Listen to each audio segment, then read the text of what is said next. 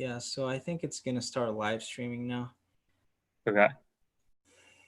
But yeah, he started with just like 20 listeners at first. So you're on the same track that he was. Yeah. Yeah, I mean, yeah. I would be happy with having some success, but he has millions of people watching his thing, which is crazy. Okay. But yeah, I'm so sad that he's moving to Spotify because I heard everything. I watched all his stuff on YouTube. Okay, so I'm gonna start recording this. Is that cool? Yeah, that's cool. All right. Okay, and we're recording. So we're just talking about starting this podcast, and yeah, we're talking about how Joe Rogan is sort of our model because it's a really cool way of having interesting conversations with people. Yeah, so he started with 20 people, he said. Or around that. That's what he said. I don't remember what episode it was that he said that, but yeah, it was very few people. It Have you listened to those first podcasts though that he did? Which because it's really interesting because actually this week I listened to the first two or three, and they're very different from the current Joe Rogan episodes. Oh, really? Yeah, I think they're more ads in the beginning, right? Uh, Uh, it, it's more that it's kind of terrible, to be honest. yeah. They're really bad, and it's not so much philosophy. Those ones are mostly comedy and like really. He's Uh, not that great a comedian. He's a much better podcaster than comedian. Yeah, I mean, I don't know much about comedy, but I like his podcast better. Yeah, Yeah. but it's mostly okay. So the second podcast, I think it's the second one. So you have an idea. He basically like 5 minutes into the podcast, and it's him and this other guy. I think his name is Brian Redband, and I've heard of him. yeah, so it's the two of them in the beginning, and basically the second podcast, Joe Rogan after they're talking about something inconsequential for 5 or 10 minutes in the podcast in the second podcast, and Joe Rogan decides that he needs to take a shit, and he goes to the bathroom and talk, and you can hear him talking from the bathroom while he's taking a shit. Oh my god, that's Yeah, hilarious. and I'm saying taking a shit because that's the word. That's how he described it. Oh man, I think I need to take a shit now, and it's really bad, so I need to go. So this was the level of professionalism in the early days. Wow. So Yeah, I mean, he's had a few more recent ones where he made like, really outrageous jokes, but he doesn't do it that frequently. And I feel like with Spotify, now that he's with them, he's probably going to do it even less. So, yeah.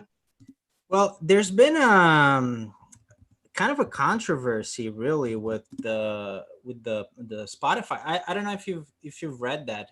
Since he moved to Spotify, they've been really there's a bunch of people at Spotify that are not comfortable with some of the people that go on his podcasts, and Yeah. they've been kind of like on his case about that, and basically the podcast the Spotify podcast people, like the editors, they've been really pushing to edit his podcasts, and a bunch of his podcasts actually you can't even see them on Spotify because they don't have them there I think because the ones, was it like the ones with, so Gavin McInnes, I know they like blocked those. And maybe the ones with like Stefan Molyneux, or do you know those people? I don't know the specific ones. No, I just know that some of them are missing, and some of them, a lot of them actually, they want to edit the podcasts, and obviously that's kind of that defeats the purpose of getting Joe Rogan's podcast on Spotify because people want to watch what they want to watch.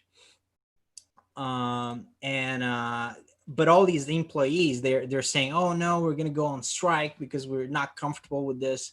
But I mean, obviously Spotify, they want Joe Rogan, they want Joe Rogan to be on Spotify. If you edit Joe Rogan's podcasts left and right, it's not going to be the same thing, right? So Spotify is basically saying, oh, we're not going to edit anything. just deal with it. And but it's kind of a controversy. It's an online controversy, but that the only thing that has done is Joe Rogan has already become the biggest podcast on Spotify, which is crazy because it just started. Hey, Craig, we have Good Michael evening, here. guys. Michael is a new member, and I know Michael. Yeah, Oh. we've met a lot. I know Craig pretty well. Oh, okay, cool. Yeah, we used to do the caffeinated philosophy thing with Frank on Sunday mornings. Oh, awesome. But Yeah. Craig, have you seen Joe Rogan? What's that? Have you watched the Joe Rogan podcast before? I probably about 30 seconds of it before I decided that I had no interest in it. Why? Because I am not an IDW guy, and he's right smack dab in the middle of it. Yeah. Well, but it really depends on which one you watch, because definitely they're very different. Like it depends on the person he's talking to. Well, I believe that, but yeah, because that's kind of the cool thing about the Joe Rogan podcast is that it's not really about Joe Rogan anymore. It was in the very beginning, but really the reason people watch the podcast, I believe, is because you get to see all these different people, like the Snowden podcast, for example. It's very interesting to listen to Edward Snowden or Bernie Sanders, but then you get Jordan Peterson or Sam Harris. And it's a very different podcast. Or Kevin Smith, who's a comedian / filmmaker, and it's just silly comedy. So it really depends on the guest. Or Elon Musk smoking weed. Every podcast is different. I'm delighted that you guys enjoy it. I wish you well. But yeah, I mean, I don't think you can categorize like he has people from all over the spectrum. Like if he has Bernie Sanders on his podcast, like, can you really call that like an IDW episode? Or I don't know. Like at least not every episode I feel like is exactly like the stuff you hear from the IDW, like Jordan Peterson and all that group. But yeah. I guess, do you think you can pick and choose which episodes you want to hear? I feel much the same way with books. So I pick and choose the books I want to read instead. Yeah. You don't have to agree. I feel like you don't have to agree with all the episodes to be able to get a lot out of certain individual episodes. Like, he had like Andrew Yang on one episode. That's a good one. Tulsi Gabbard on another. Yeah. Yeah, the Andrew Yang episode is really interesting. Yeah, did he have him on twice actually, or just once? I forget. It doesn't matter anyway. I don't know. Yeah, I don't know. I think I watched one, but I don't know if he went there twice or not. Well, one thing that is pretty interesting about that is that I was just reading about recently. I think it's because I was reading about Joe Rogan recently. I don't know why I was reading about Joe Rogan, but it doesn't matter. In any case, Andrew Yang and also Tulsi Gabbard, when they went on the Joe Rogan podcast, they became like a force to contend with in the primaries. Before that, they were pretty inexistent, in the polls. So it made a huge difference for them to go on the Joe Rogan podcast, which is kind of crazy to think about it. Yeah, no, it is crazy. I didn't actually think that it would have that sort of impact, but I guess, if 20 million people are listening, I guess that's gonna make a difference. Yeah, no, it was definitely good for them that they were on it. Yeah. So, Craig, you were involved in some of the discussions in the chat. So that was kind of because I didn't know what to talk about today, but I was just looking at the discussions. One of the things that you guys discussed recently was about masculinity. Is masculinity a good thing? Are there bad and good types of masculinity? You talked about that a lot. Does Trump embody a particularly bad type of masculinity? Jordan Peterson, are masculinity and femininity social or biological. So maybe we can start, unless you guys want to start with a different topic, we could just go start with that topic. But I'm also cool talking about something else. I'm just going through kind of like what I saw in the comments, in the chat. Sorry. I think that's a good topic. Yeah. Cool. Hey, Frank, how's it going? There he is. Hey, what's up, Frank? Not much. Howdy ho. Howdy. Yeah, guys. Speaking of masculinity, What it's Captain America. Cap? Oh, Frank is Captain America? He is. in America. How come? I don't know. You want to say something, Craig? No, that bench press and body of yours, right? That's Steve Rogers from top to bottom. Oh, yeah. So, Frank, I don't know if you heard that, but we're just talking about potential topics to discuss, and one thing that people have been talking about in the chat is masculinity a good thing? Different types of masculinity. They talked a little bit about the model of masculinity that Trump brings to the table, or Jordan Peterson talks about masculinity. And if it's a biological thing, or it's also, or if it's simply social. So that we're about to start talking about that. Okie doke. All right. So I don't know who wants to go first. I mean, there's lots to talk about. So yeah, I haven't dug too much into the scientific research. So most of, I guess, my views on it are informed by sort of my own life experiences. So, for example, I played a lot of chess. I've done a lot of math competitions. And in both of those, you can see they're both very strongly male dominated at the top end. And some people say that that's due to interest, that boys and girls have different interests. Some say it's actually Jordan Peterson. He talks about like the distribution of IQ versus men and women, and he says that for men it might be flatter. I don't know whether or not that's the case because I haven't seen too much of the research. But there's three theories. So it could either be purely sort of society based. It could be that the two are just as, or their skills and intelligence are sort of on average the same, but the distribution's flatter. And then it could be they have the same skills and intelligence, but their interests are different. So there's kind of those three theories. So that's kind of my understanding of it so far. So yeah.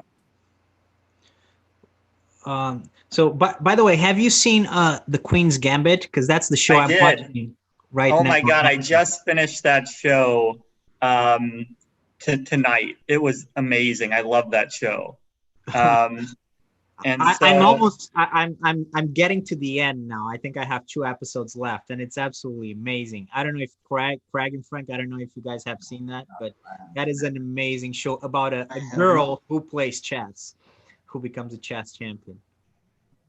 You know, I've certainly met plenty of women who have played chess and Go in my life, so that's cool. yep.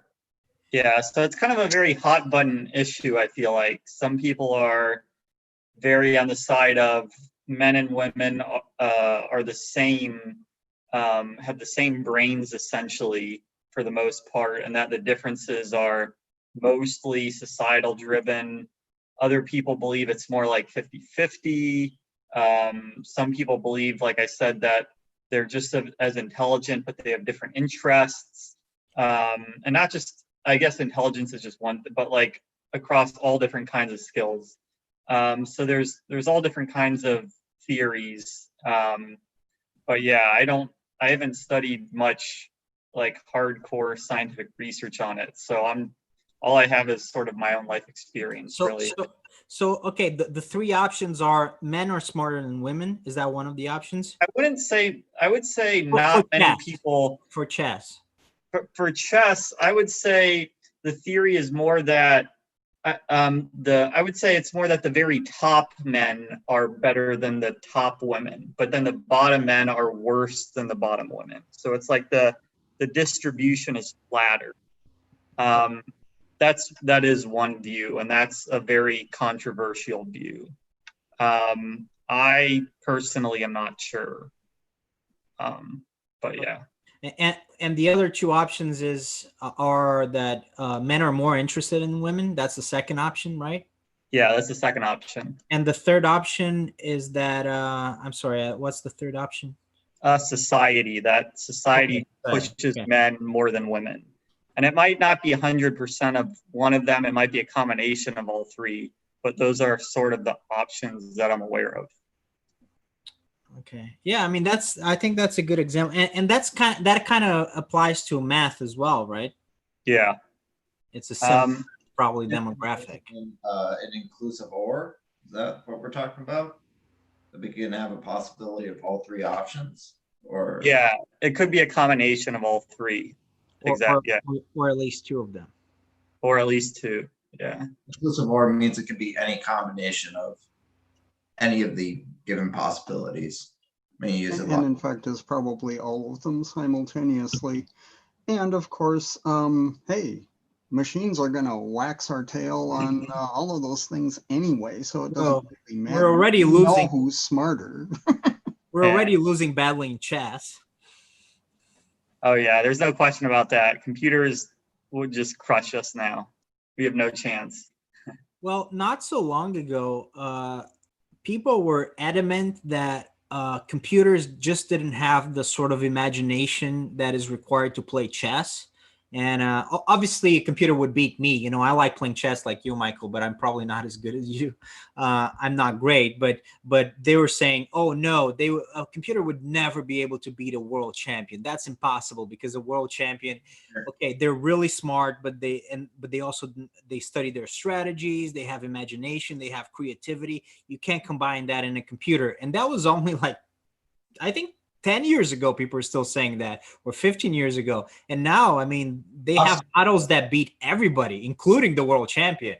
So that has definitely changed that perception. Yeah, they need to talk to Gary Kasparov for a while and see what he has to say. Who was the first guy that had the unfortunate distinction of being the first world champion that lost against the computer? Was it Kasparov? I think so, yeah. Maybe. The match versus Deep Blue, that's the famous match. But Gary Kasparov, he's had a lot of sort of videos on YouTube talking about the latest AI and neural networks. He's still very much involved with it. Like, I wouldn't say he's like bitter about the rise of computers. I'd say he's actually quite excited about it and likes it. Yeah, and I mean that's fine. I guess I phrase it like that because, you know, that's kind of the proof. That's the ultimate proof that, I mean, computers can beat us at stuff like that, you know, because before that, it was like, oh, no, chess. Okay, at least some things that require some creativity, we can still beat the computers. It doesn't matter that they have more processing power, but now it's, you know, we can't really say anything like that anymore. You got to digress from the masculinity talk. I mean, Oh, yeah. But I would say, yeah, sorry to kind of go in a different direction. But yeah, I would say chess is just one example. But there are other examples where computers still can't beat humans. Like chess is a very structured game, and you have to play by exactly those rules, and there's only a limited number of possibilities. Computers that play chess and Go are coming up with new strategies that they've been doing for a while, that haven't been figured out by chess players and Go players before. They do have the internal motivation that mathematically we value so highly. In order to provide that, And the funny one is not only chess and Go, but I think it took about 3 days for a program to become a world poker champion. And if you want to talk about a not obviously computational in the normal sense kind of game, that would be poker, right? That's how von Neumann, when he first was developing game theory, That's what they said. They said, "Hey, John, you mean, games like chess?" And he said, "No, chess is a well-defined form of computation. No, I mean things like poker that involve bluffing and strategy and things like that." And it took like 3 days for the bloody thing to start beating. How's that even possible? How can a computer play poker? Oh, You it's can't bluff a computer. No, Well, it does bluff. It's trained to Well, the bluff. computer can bluff, but you can't. How can you read? Oh, 'Cause by it the way, relies on- by the way, welcome Sashir and Jay. hey, Shashir and Jay. Hello. You guys are looking at the emotional side, the external motivation. What we need to look at is internal motivation, or how it's procedurally mapping. It's basically making a giant if-then map is what the computer is doing, and it's basically following that through. It has all the probability to every conclusion given off the knowledge that it needs, that it can make the best possible estimate or abductive reasoning for the incomplete set of data for all possible worlds every single time. That's why they can do it. There's no emotion or anything in it. It's completely abstracted out. I don't Right, know. because a human poker player is relying upon reading emotional cues from And that other can- humans, that can whereas be- a computer is just looking at tendencies, Yeah, but evaluating. they're going off a simple a procedural map with directionality, going if they have this, then this has a probability of this and this, and if they have this and I have this, and this has a probability off of this and this, and it just follows that damn map to that's the best possible way I can. Should I bluff? Should I do this? What is the best possible outcome to these areas? But So the thing is, it doesn't do this. Like, the way game theory works is when it's in a given situation, it doesn't always follow the same strategy. So it might bluff 30%. yes, that's the modality of it. Game theory. Yeah. Yep. That's the beauty of it. What it has to take is because what it's doing is it's observing. You have logical necessity and you have empirical necessity, and logical necessity is off the definitions that it's been provided with, would naturally fall for it. But since it's making observations sort of off of what its human players are doing or anything, what it has to do is it has to just given off their almost like assumptions, it has to reformulate new probabilities, and it can do that instantaneously. Well, not instantaneous, very, very, very, very fast. But the other problem is, how would you read a tell on a computer? You went. Right, because humans are trained to read facial expressions.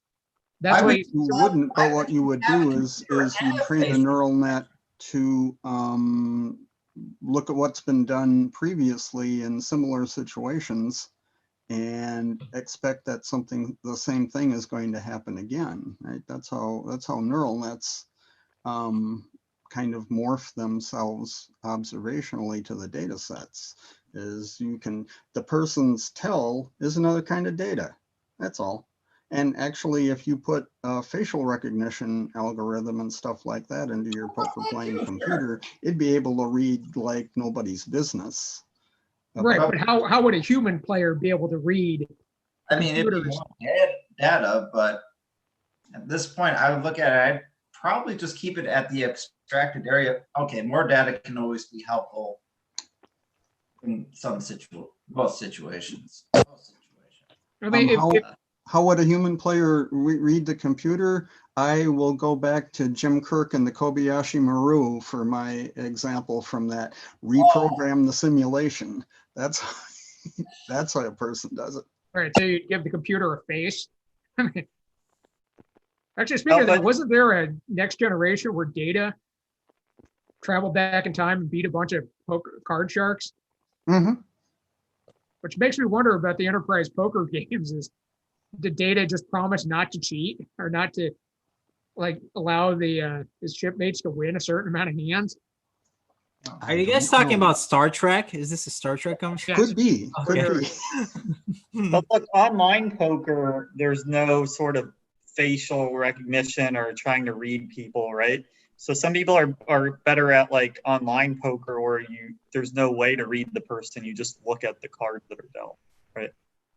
And you would think the computer would probably do better without the facial expressions and the social interactions, because at that point the data is more straightforward. Yeah. Right, but if you think about it this way, if a program bluffs at random, that already is a huge advantage.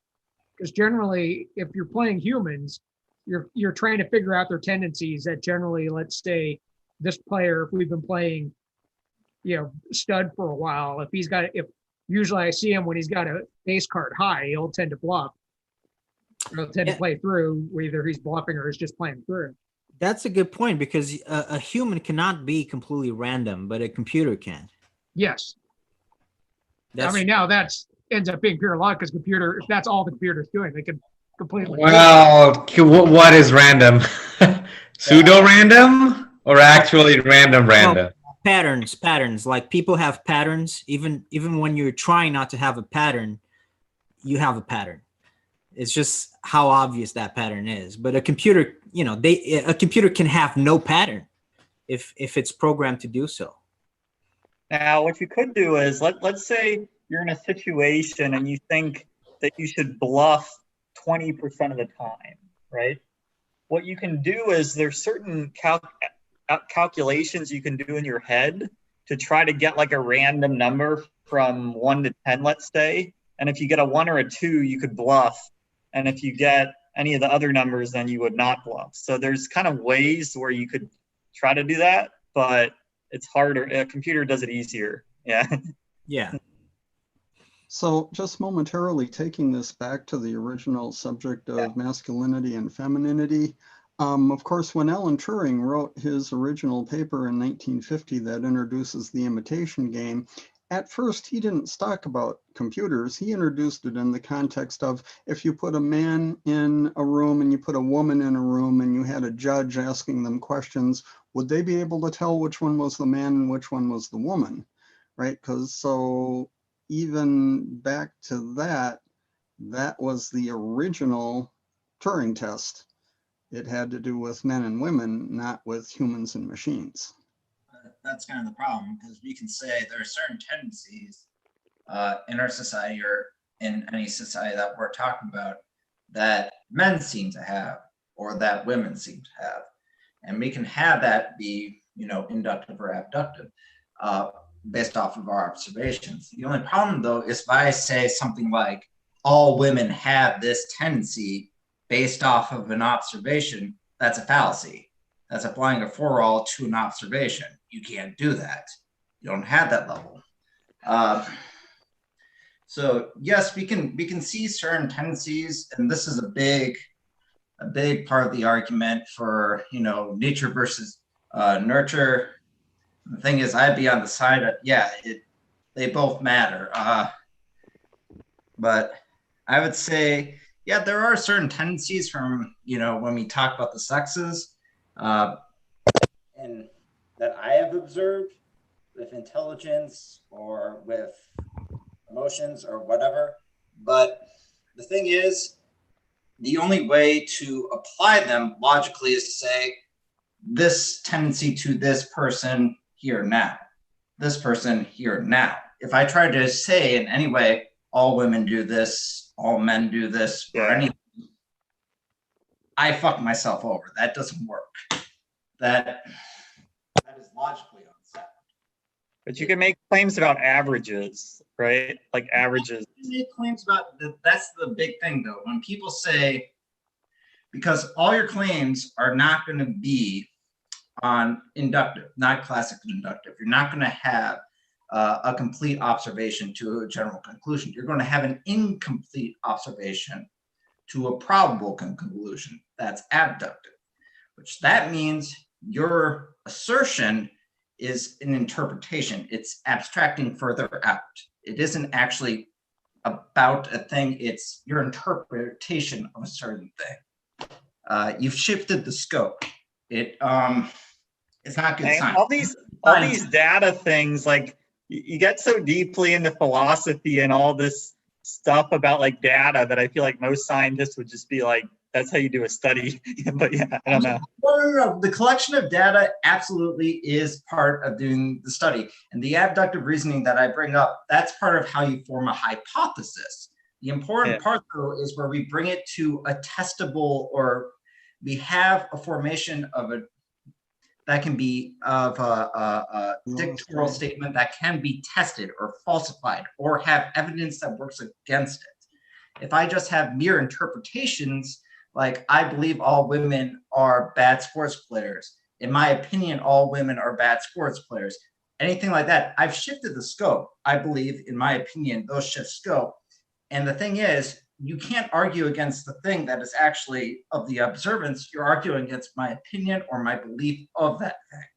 That would be a data interpretation. And then when you do that sort of thing and you find out you're wrong, of course, being good Bayesians, we need to update our priors and go back and redo it again, given our new information. And eventually we asymptotically get close to something that one might call truth, although of course truth is a moving target. So if it's about observation, this is a big thing. Any science teacher will tell you, we don't study truth. Indiana Jones, we don't study truth here. If you want true philosophy classes down the hall, we study facts. Yep. And that's a good one. Yeah. That's kind of the thing. Yeah, we can make these observations and they may give us a little bit of a better understanding. I would push for the thing, because I know a lot of people, I'd say any observations that are based on large scale tests of behaviors that are going to be categorized.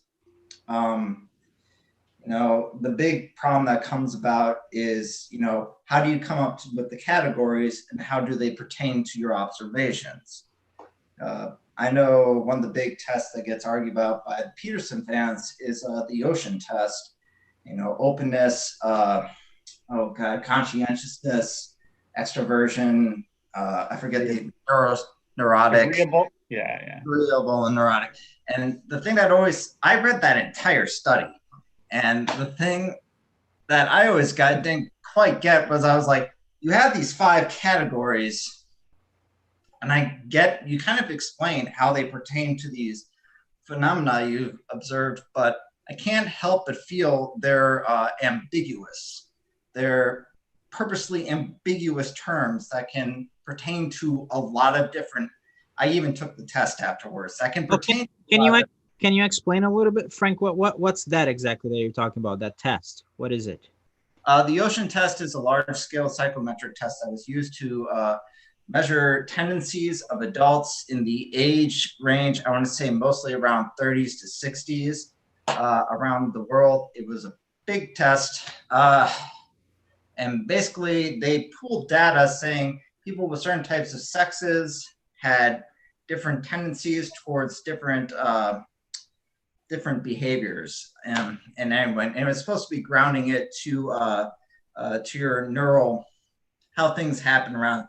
I saw it as a big limbic system test. So your language center word reference tests that basically people seeing certain, words, really, it was just presented as a test where you could say, you more agree, you less agree with something, you more agree, you less agree with something.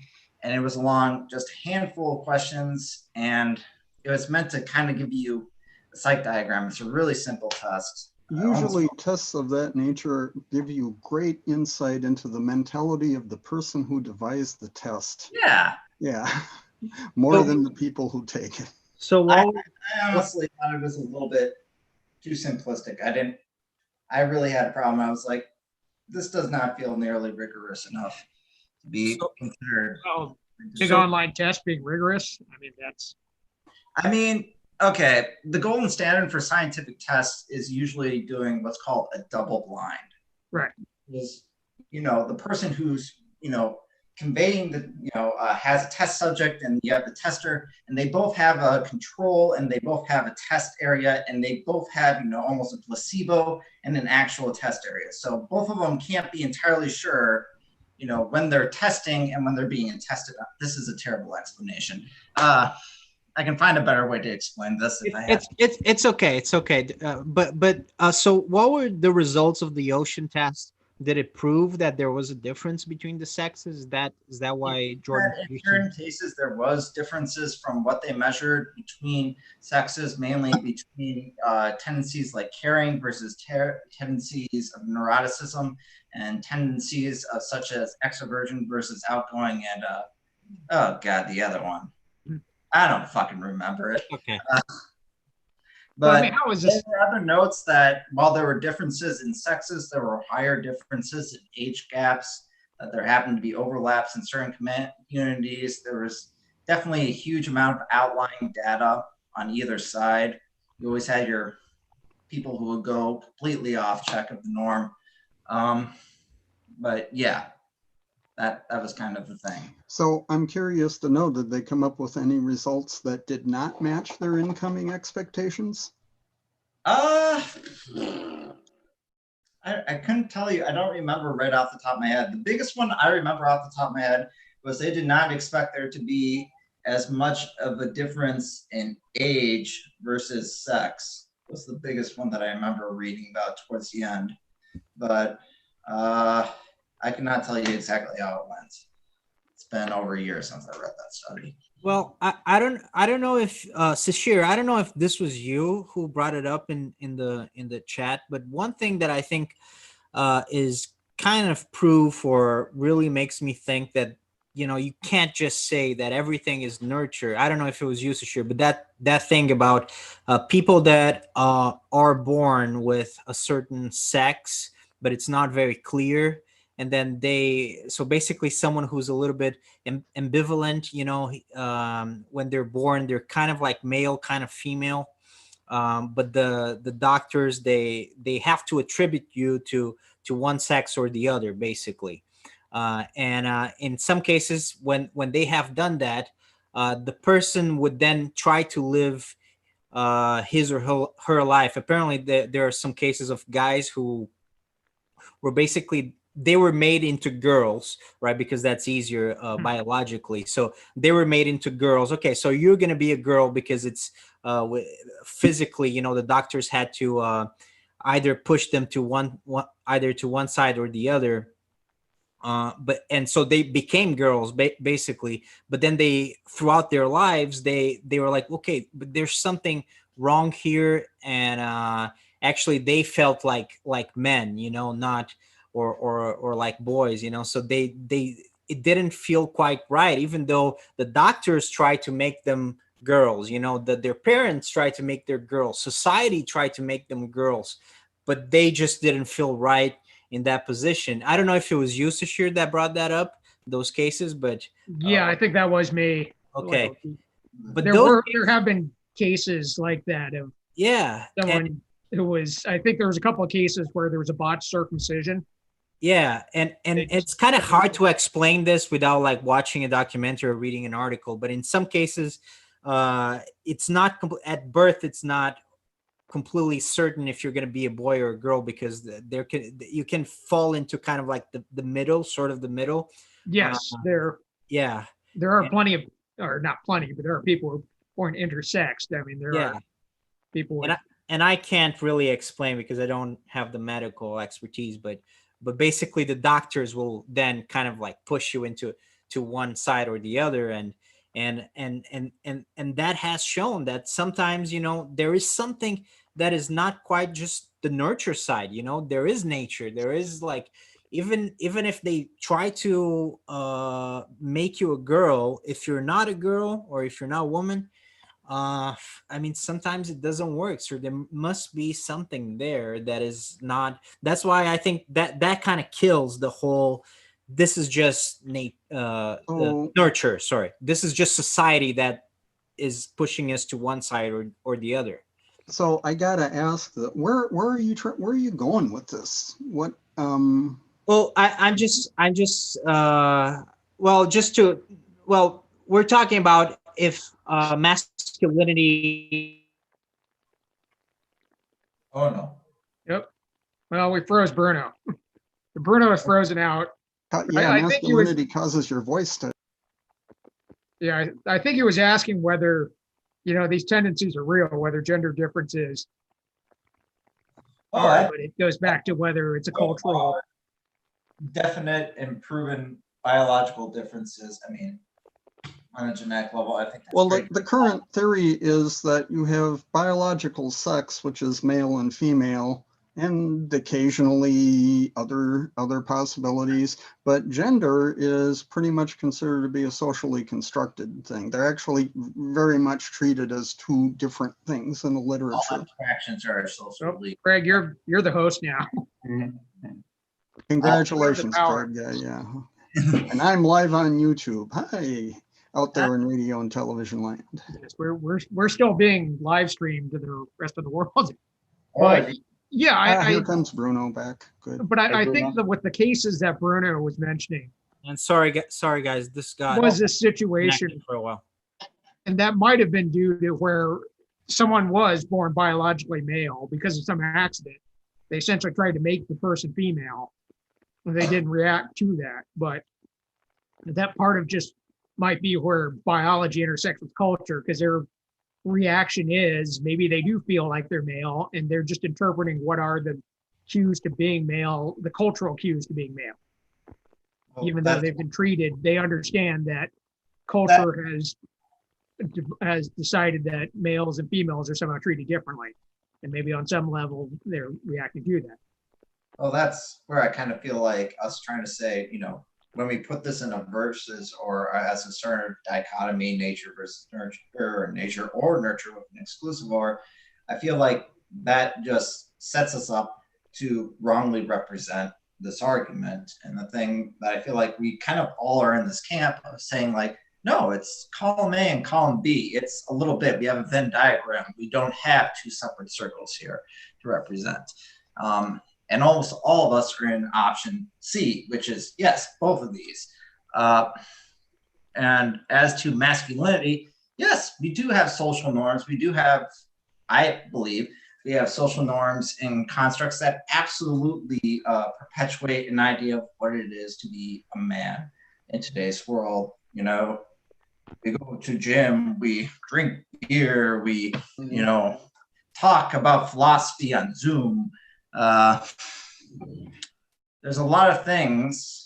Well, philosophy has traditionally been associated with masculinity, just like Chess and just like Matt. There have been a lot of great women philosophers, though, regardless. Yeah, true, yeah. Yeah, I mean, this is to philosophy's detriment, if that is, and I wonder if that is as true outside of Western culture, because we haven't studied that much of the Arab culture. I would guess the Muslim influence probably was male dominated. I would guess in a lot of ways Chinese was to some extent male dominated, although maybe less so than we think. Well, ancient Greece was male. I mean, our heritage. And I don't know if this is just a coincidence, but we're gonna get our first female philosopher here today, Alice. Well, I think the argument that yes, gender is a cultural creation. That said, that doesn't make it any less real. Yes, that was the whole thing. Just a cultural Society that has gender. I'm going to be like, well, pretty much anything that's abstracted as we understand it causally from a certain time point is a cultural creation. That might be a little apt. Right, but I think our reality is shaped by culture. I mean, we could say that gender is a cultural creation, how we treat the genders. That said, they exist. I mean, it's not a matter of saying whether it's right or wrong. It's just for what this is the society, the reality we live in.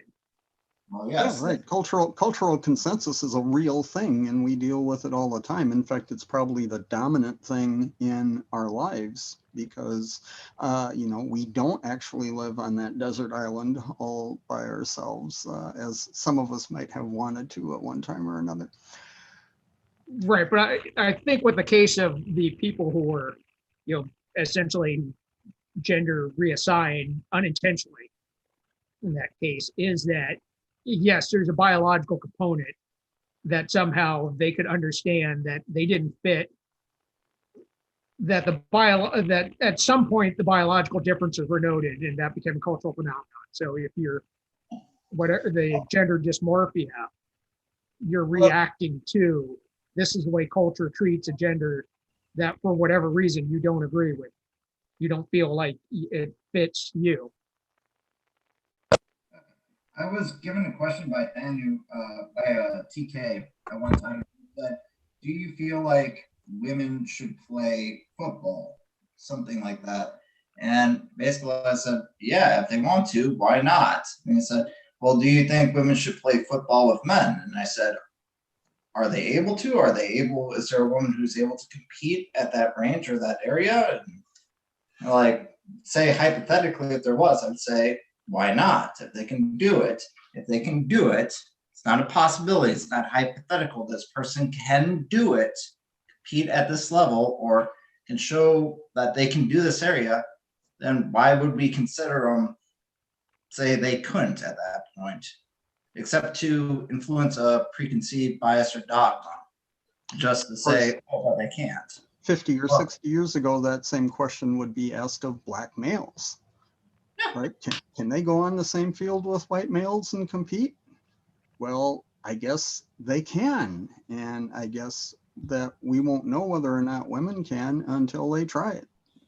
It's a little bit different though, because black males, I think that was just being racist basically. But here we're As talking opposed about to sexist, yeah. Yeah, I don't think so. I mean, not when we're talking about sports, because I mean, if we're talking about chess, yeah, maybe, but you know, Frank's talking about football, which Yeah, you know, people have different bodies. And this is one of the areas where we come up. And yes, there are very real. I will say there are very real.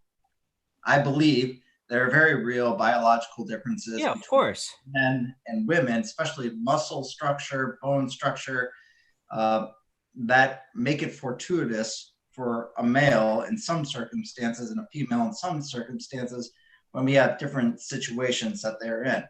That being said, if the male or if the woman, regardless of what we've preconceived them as, can do the thing that we're asking them to do, I'm not saying a percentage or anything, I'm saying this hypothetical person can do it.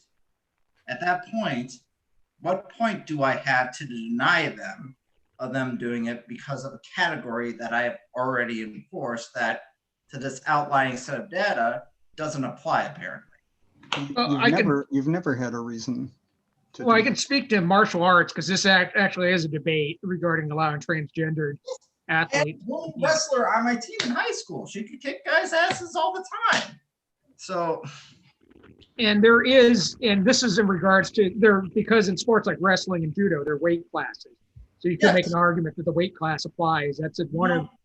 Except at the highest levels, you know, high school, they don't even divide them up by gender. If you make a weight class, regardless of your gender, you will find that weight class. It doesn't even matter. At least that's all wrestling. Right, but there's been a couple of things brought up. One is the quote kind of Juana man that what I don't think carries much water is the idea that men will claim to enter a women's division to try to, like this idea that if a male wrestler or something will call themselves transgendered so they can enter a women's division to win a gold medal.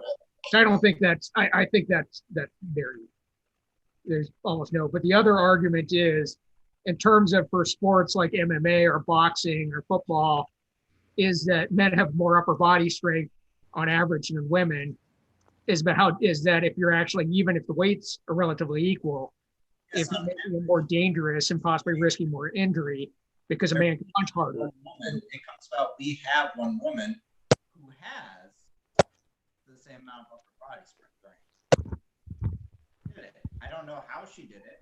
It's not about a conceivable. She did it. Okay? Let's not worry about the biological possibilities or anything. She did it. Yeah, I think like if a woman can compete at the level with men, I absolutely think she should be able to. I mean, this is the same. I think this actually happened in chess. Like Judith Polgar, she's probably the greatest female chess player of all time. And like they wouldn't let her compete with the men. So she like filed a lawsuit. But yeah, if you can, why would they draw a barrier? I think that, yeah, I agree with that. in every case of philosophy, that'd be a case of mistaking what you want to be, what should be for you, for what is. You're completely disregarding your observation or a set of data. There have been mixed. I mean, there's the famous, battle of the sexes between Bobby Riggs and I can't believe I'm blanking our name right now. Yeah, there's a great movie about it. Right. Yeah. Billy. There was Billy, also Billie Jean. Annika Billie Jean Sorenstam, like 15 years ago, tried playing on men's PGA events, and I don't think she made the cut. But part of the difference was why Annika Sorenstam was, fairly strong for a woman. She couldn't drive the ball as far as some of the men. Well, there's definitely a biological difference there. I mean, a woman can't play at the same level as a man because of the strength, I wouldn't say, okay, that's another thing. These are all observations. I already brought up sweeping statements. When we say a negation to any observation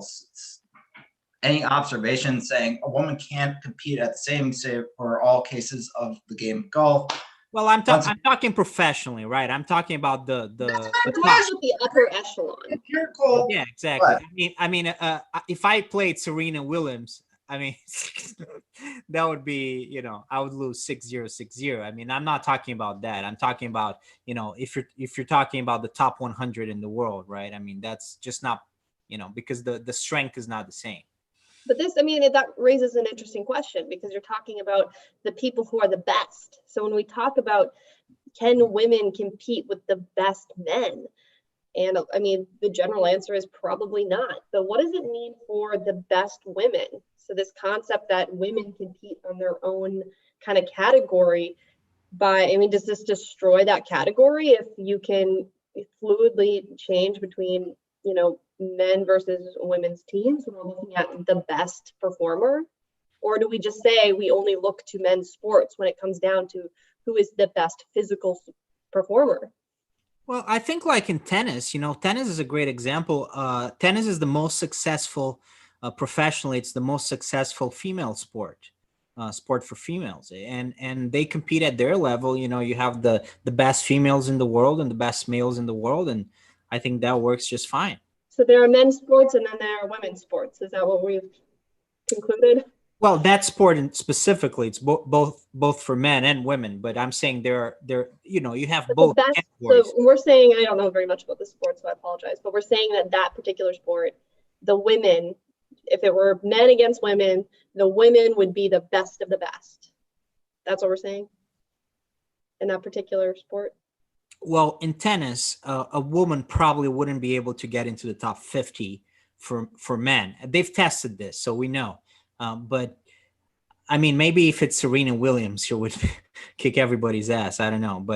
But generally speaking, for women in tennis, I don't know how relevant that is. But in tennis, they can't compete against the best men. Just it's a matter of strength. Like when you have like perfect technique, like the top tennis players in the world have. It comes down to who's strongest, who's fastest, and in this case, men just have that biological advantage, and it is what it is. It's like in MMA, which is another sport that I follow. Even amongst men, it's not the same to be a welterweight and to be a heavyweight. A welterweight that fights a heavyweight, even if they're both men. The welterweight is probably not going to be able to hang with the heavyweight. That's why they have different weight classes to make it interesting for everybody.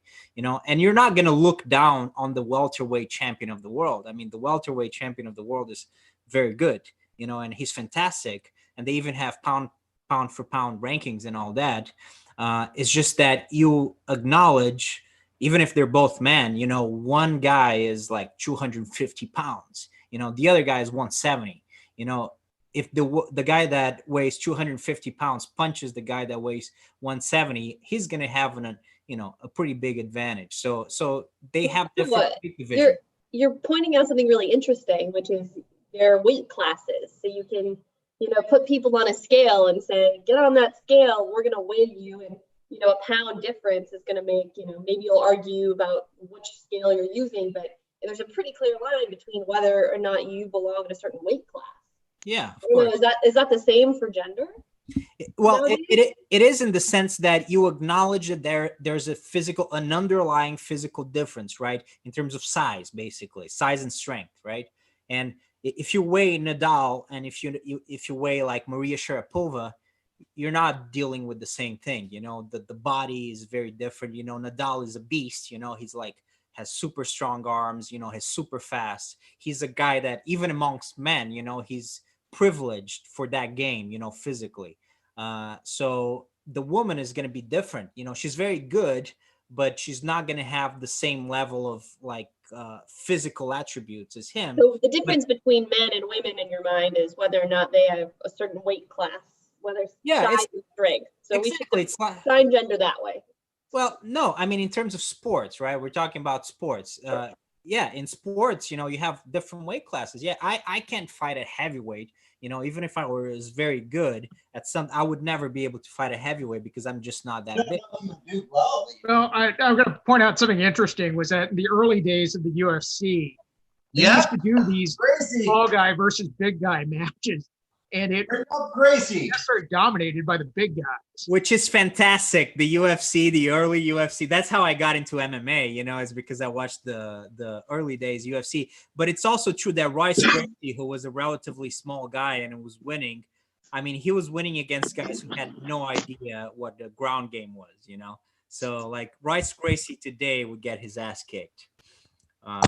So how much of this do we extrapolate from the relatively culturally insignificant area of professional sports to the rest of human endeavor when we start making these gender comparisons? Because, okay, maybe in some sports there are some pronounced differences, but so what? Well, I think we can acknowledge, if anything else, that there are biological differences, and you know, it's not a problem to accept that. But also, there are a lot of similarities. But you know, that's just basically what we can say is that there are different. The biology is different. Now, how different? You know, that's something that's the interesting part to this. And our point for caring about this a lot is. I actually think if you guys want to, I'm sorry, Frank, go ahead. Okay. Usually the thing that I hear get brought up with this conversation, the thing that really stirs people up is when the biological differences are used to justify disparities observed between men and women in day-to-day life and everyday life. Like pay would be example, or hiring, or not sports players, not people going on these extreme areas, but differences we see between men and women just on day-to-day things. And oftentimes I have heard or I have observed people say, well, these disparities are justified by the biological differences of these people. So as an after fact. That's one other example, just to piggyback off what Frank said. I think another controversial one is jobs in tech, how they're very currently weighted towards men rather than women. So yeah, the question is that justified? Is it due to discrimination? Or is it like the natural playing out of things, or a combination of both? So that's kind of how it actually applies to, I guess, probably more important questions in sports. I think I saw an interesting statistic saying that women in STEM fields now, of basically like Gen Z, are actually either catching up with men or even exceeding women basically in STEM majors. So that might be something that changes. I think it started out because mostly men were in STEM majors. That could be. I remember I was an actuary. I used to work as an actuary at a company in Minnesota. So this is all, or Minnesota, close to my apartment. So this is all very anecdotal, but I know when I worked there, it was like 90% men, 10% women. But that's just like one anecdote. But yeah, I've heard the gap is closing. So yeah, this is kind of the center of the controversy. Is it discrimination? Do we have to take bigger measures? So yeah, figuring out, I guess, the right balance is the question. There's another one, which is basically women who are transitioning, competing with different women in weightlifting or other sports. I don't know what to really think about that whole thing, but it's pretty it's a hot topic right now. I should say. Well, there's the Caster Semenya case, the South African sprinter who they've actually determined is actually intersex. And it's not because she's just naturally that way. And she actually has to take hormones in order to compete. They basically test her for her testosterone level because she has naturally higher testosterone levels than most women. Mm-hmm. That's very Honestly, interesting. I do not think the identity of a person, whether it be gender, race, whatever you want to categorize it, it can be causally linked to observations of that person by us. But that is not the whole identity of that person in any case. Gender would be, to me, it would be similar. I could look at a person, I can say, from my observations, I think you are a woman, I think you are a man, but if the person says, I'm a, they basically refute me by saying, I say they're a woman, they say they're a man. And I can point out all this different areas, of my observations as evidence to try to refute their claim. But the thing is, as it's their identity, who they are, what they are, it's internally motivated. It's not externally motivated. So they've already convinced themselves rigorously of what they are. So evidence, a scientific way, wouldn't exactly make sense versus what they're doing, which is much more akin to the mathematical way.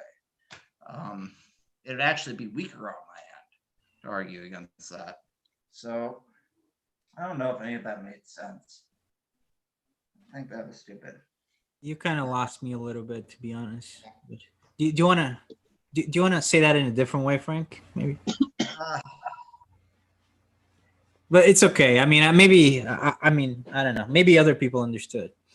I don't know. Well, I think the problem is sports is an area where biological differences, especially in sports like sprinting or swimming, do make a difference.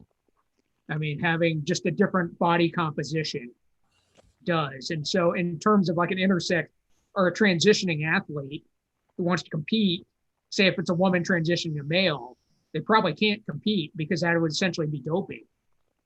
That's if you're artificially taking more testosterone, you're basically doping yourself at that point. That's why the Caster Semenya case is interesting, because she's requiring her to essentially dope down.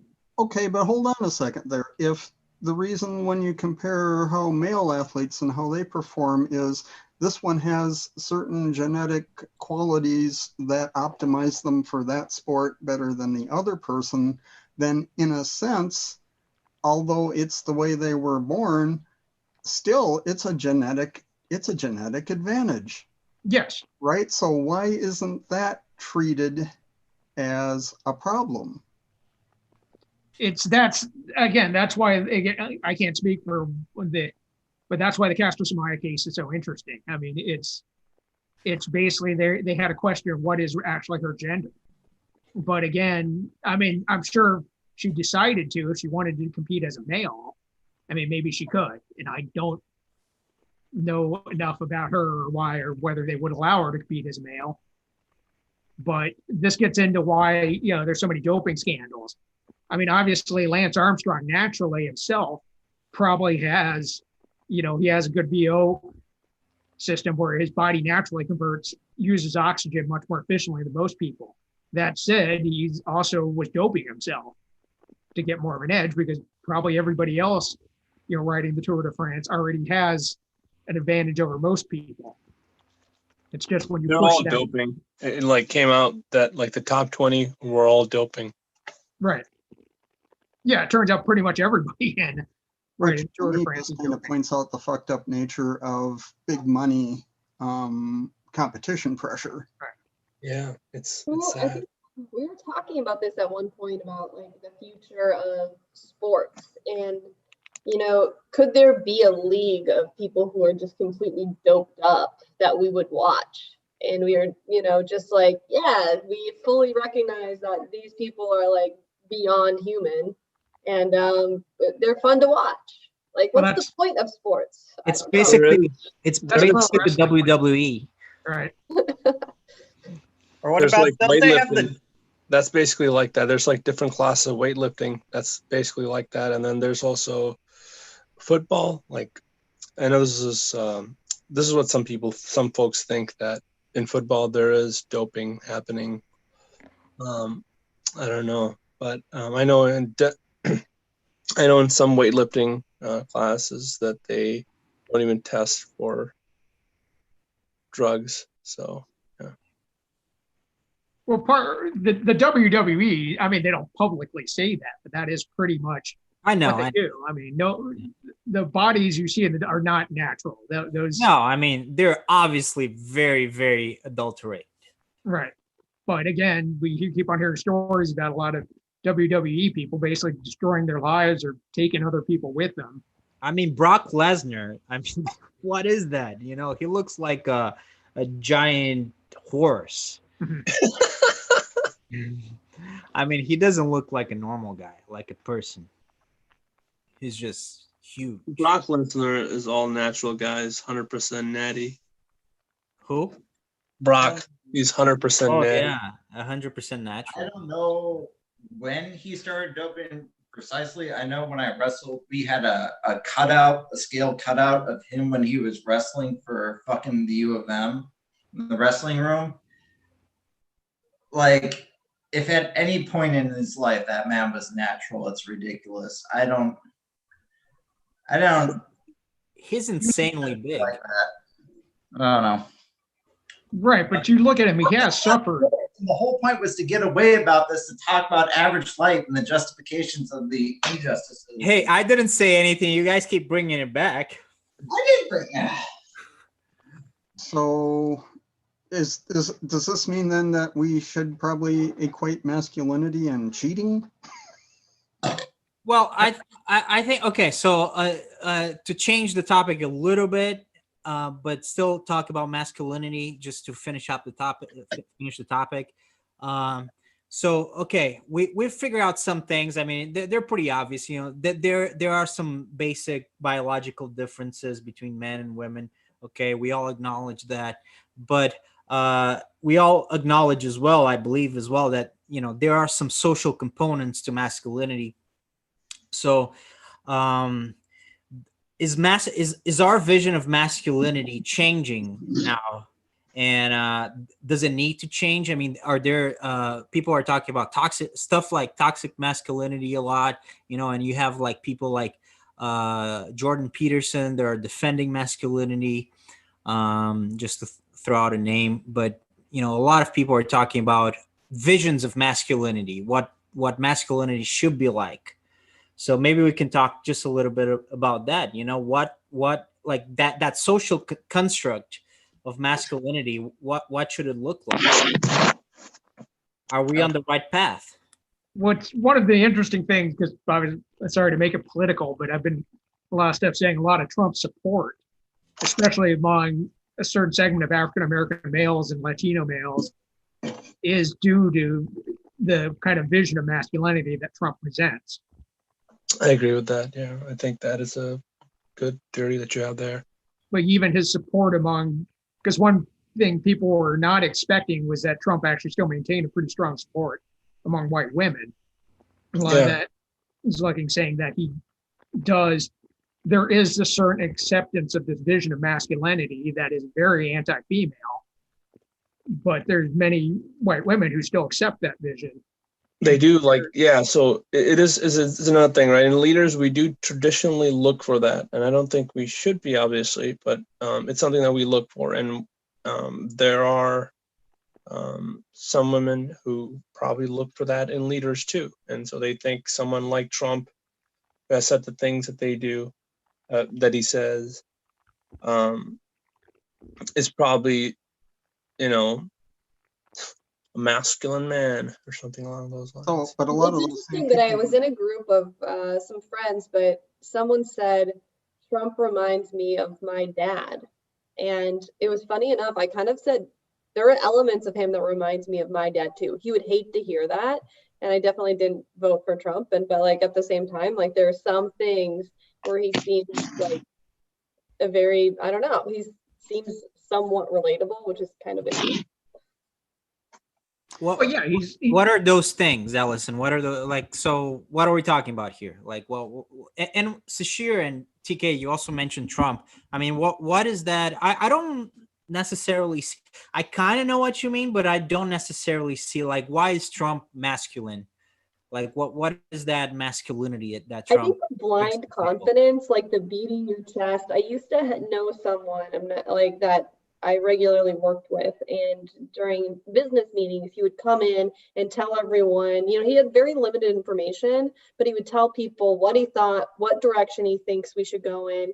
This was a leader a while back. I don't work with him anymore, but he would essentially come in beating his chest about what we should do, even though he really didn't have boots on the ground, but he sounded really confident. You know, he's not gonna, no one's gonna shake him.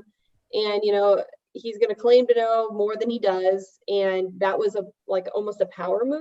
And you know, I love my family dearly, but like I see it in some kind of, you know, family masculine type of energy where that is for some reason how you become powerful or persuasive in the family. And even though I'm not really like, I don't support that in any way, or I'm not that way. I mean, maybe I am. I'm more confident than I think some people obviously are, but like, I feel like facts matter to me, but like he comes in without having that much background and just confidently says what he believes. And that, I don't know, for some reason that seems familiar, but not necessarily good, if that makes sense. Well, I mean, Trump is a master marketeer, and whether he's like this or it's a creation, if you look at a lot of kind of quote strongman authoritarian leaders, one of the things they do emphasize is a certain inflated masculinity. I mean, Putin is very obviously, but since you're Brazilian, you look at Bolsonaro, and you particularly look at the language he uses, how he portrays, he certainly portrays a certain hyper masculinity about himself, you know, to the point that it's not just masculine, but also he insults his political opponents. Somebody Trump does, using by feminizing them, you know, by Well, calling pussies. The blind confidence. There's something about the blind confidence where you're like, yeah, okay. Like, apparently he thinks he's powerful enough to say this shit and not like get killed right then and there because he has enough people believing in him. That's interesting. For some reason that feels familiar. Like, It certainly worked for the Fuhrer. I'm going to take a little bit of like an evolutionary perspective here. So I think I have a theory on this, but I think like historically men were needed for war. And so it's like you would want a male leader who is like, you know, would really try to like get everyone pumped up for war and like realize that they have to fight the enemy in a way. And I feel like nowadays we're not going to war. At least most people aren't going to war constantly, so it's like a very different situation. But I feel like that's sort of still somewhat in our psychology a little bit. Yeah. Well, and yeah, that's certainly, I think the dawn of patriarchy probably started from even going back to hunter-gatherer society when people started killing each other. And necessarily certain tools, like if you had more upper body strength, you could throw a spear farther. You could thrust a sword with more force. And that necessarily happened to favor men because we just happen to have more upper body strength. And at that point, then you started developing a patriarchy. Man, I love that quote, Craig. Craig shared the quote by Charles Bukowski. The problem with the world is that the intelligent people are full of doubts, while the stupid ones are full of confidence. That kind of just sums up the last 4 years. Well, I mean, from what I've been hearing here, though, somewhat the definition of masculinity seems to be coming into the shallow end of the Dunning-Kruger graph. And that concerns me, having, you know, being a male and knowing that I do not fit into that particular mold and have no desire to be put into that particular mold by anybody. It annoys me. And it annoys me that it disappoints me in my fellow human beings. We'll just leave it at that, I guess. I don't think there's anything wrong with having a concept or a category of, you know, masculinity, what is feminine, or any of that stuff. But what Allison, you're in the middle, so I'm going to point down to you. Just described to me from Trump just sounded like to me, the person beating their chest, being anything, being needlessly prideful and having no understanding of their own humility or their understanding or lack of understanding of a situation, to me, would be a categorization of what seems to be part of toxic masculinity from what we've observed is arrogance, just being blindly arrogant. The word I've frequently seen used with the whole thing is, of course, the kind of Spanish-y kind of word machismo.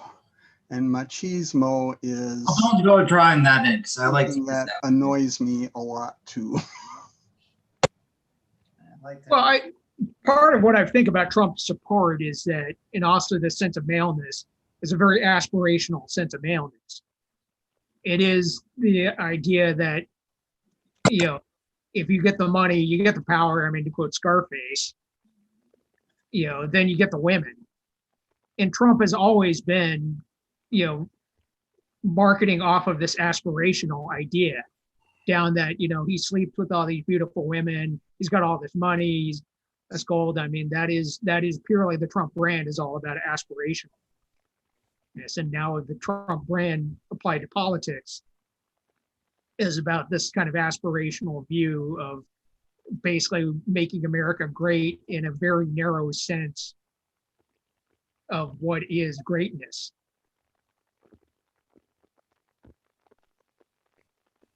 Yeah, I'm sure, you know, Genghis Khan or Napoleon or many other despots in history would align very well with that's how you handle the people. I believe it wasn't it Goebbels who talked about how you keep telling the people a lie often enough and eventually they believe it. I think that was, and I'm sure he wasn't the first one to come up with that, but.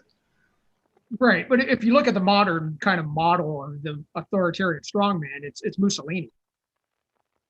And to some extent, almost every authoritarian sense is kind of modeled themselves in some way after Mussolini.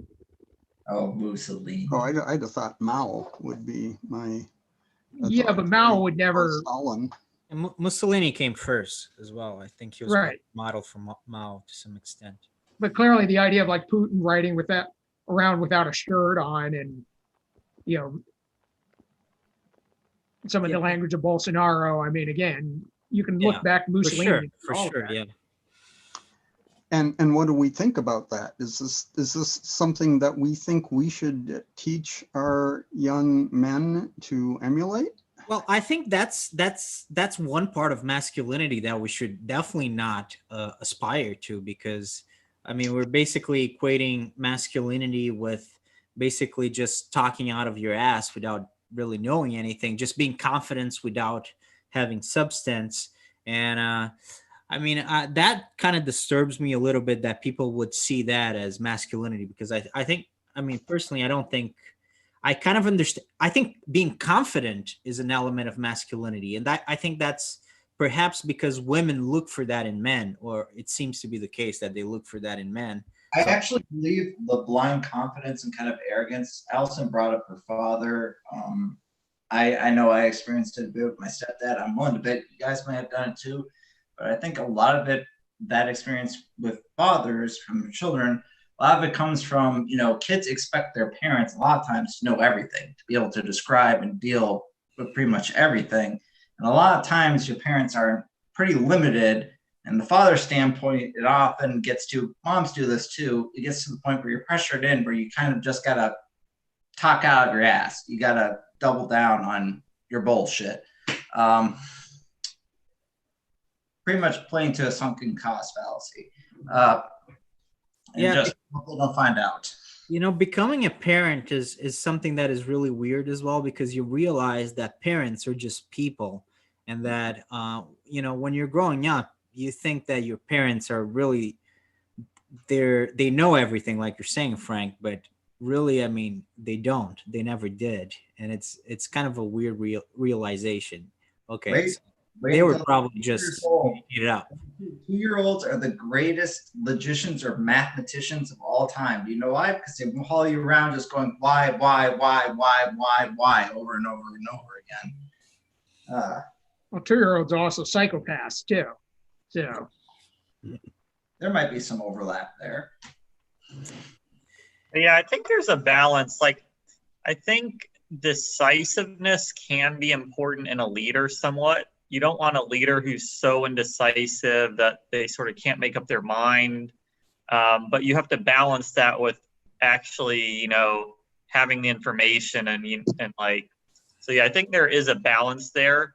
And I think there is something to be said for decisiveness.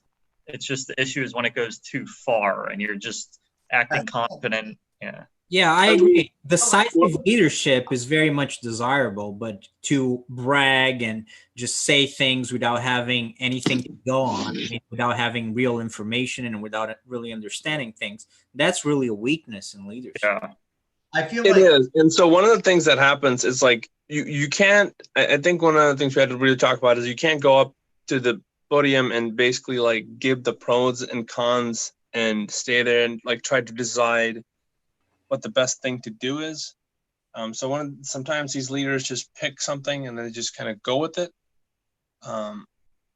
So we need to be better at that. Like, Trump is clearly an outlier. He doesn't even understand the fundamentals, I think, for most of it. And he just is like, no, this is what we're going to do.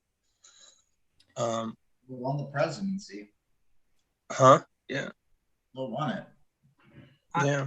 Yeah. Well, I have a question for Allison. I mean, part of, again, this idea of this aspirational sense of maleness, and there's been a lot of talk about this idea about the bad boy and the appeal of the bad boy. In some sense, I mean, as a woman, I mean, how do you react to this idea when people talk about, well, no, women don't like guys who are weak or indecisive, but sometimes that means they'll like the bad boy who does what he wants, who doesn't show any regret or any really self-reflection about what they're doing. I mean, I don't know. It's kind of like, it depends on the person, I suppose. I honestly, like, it's like basically saying like people make bad choices.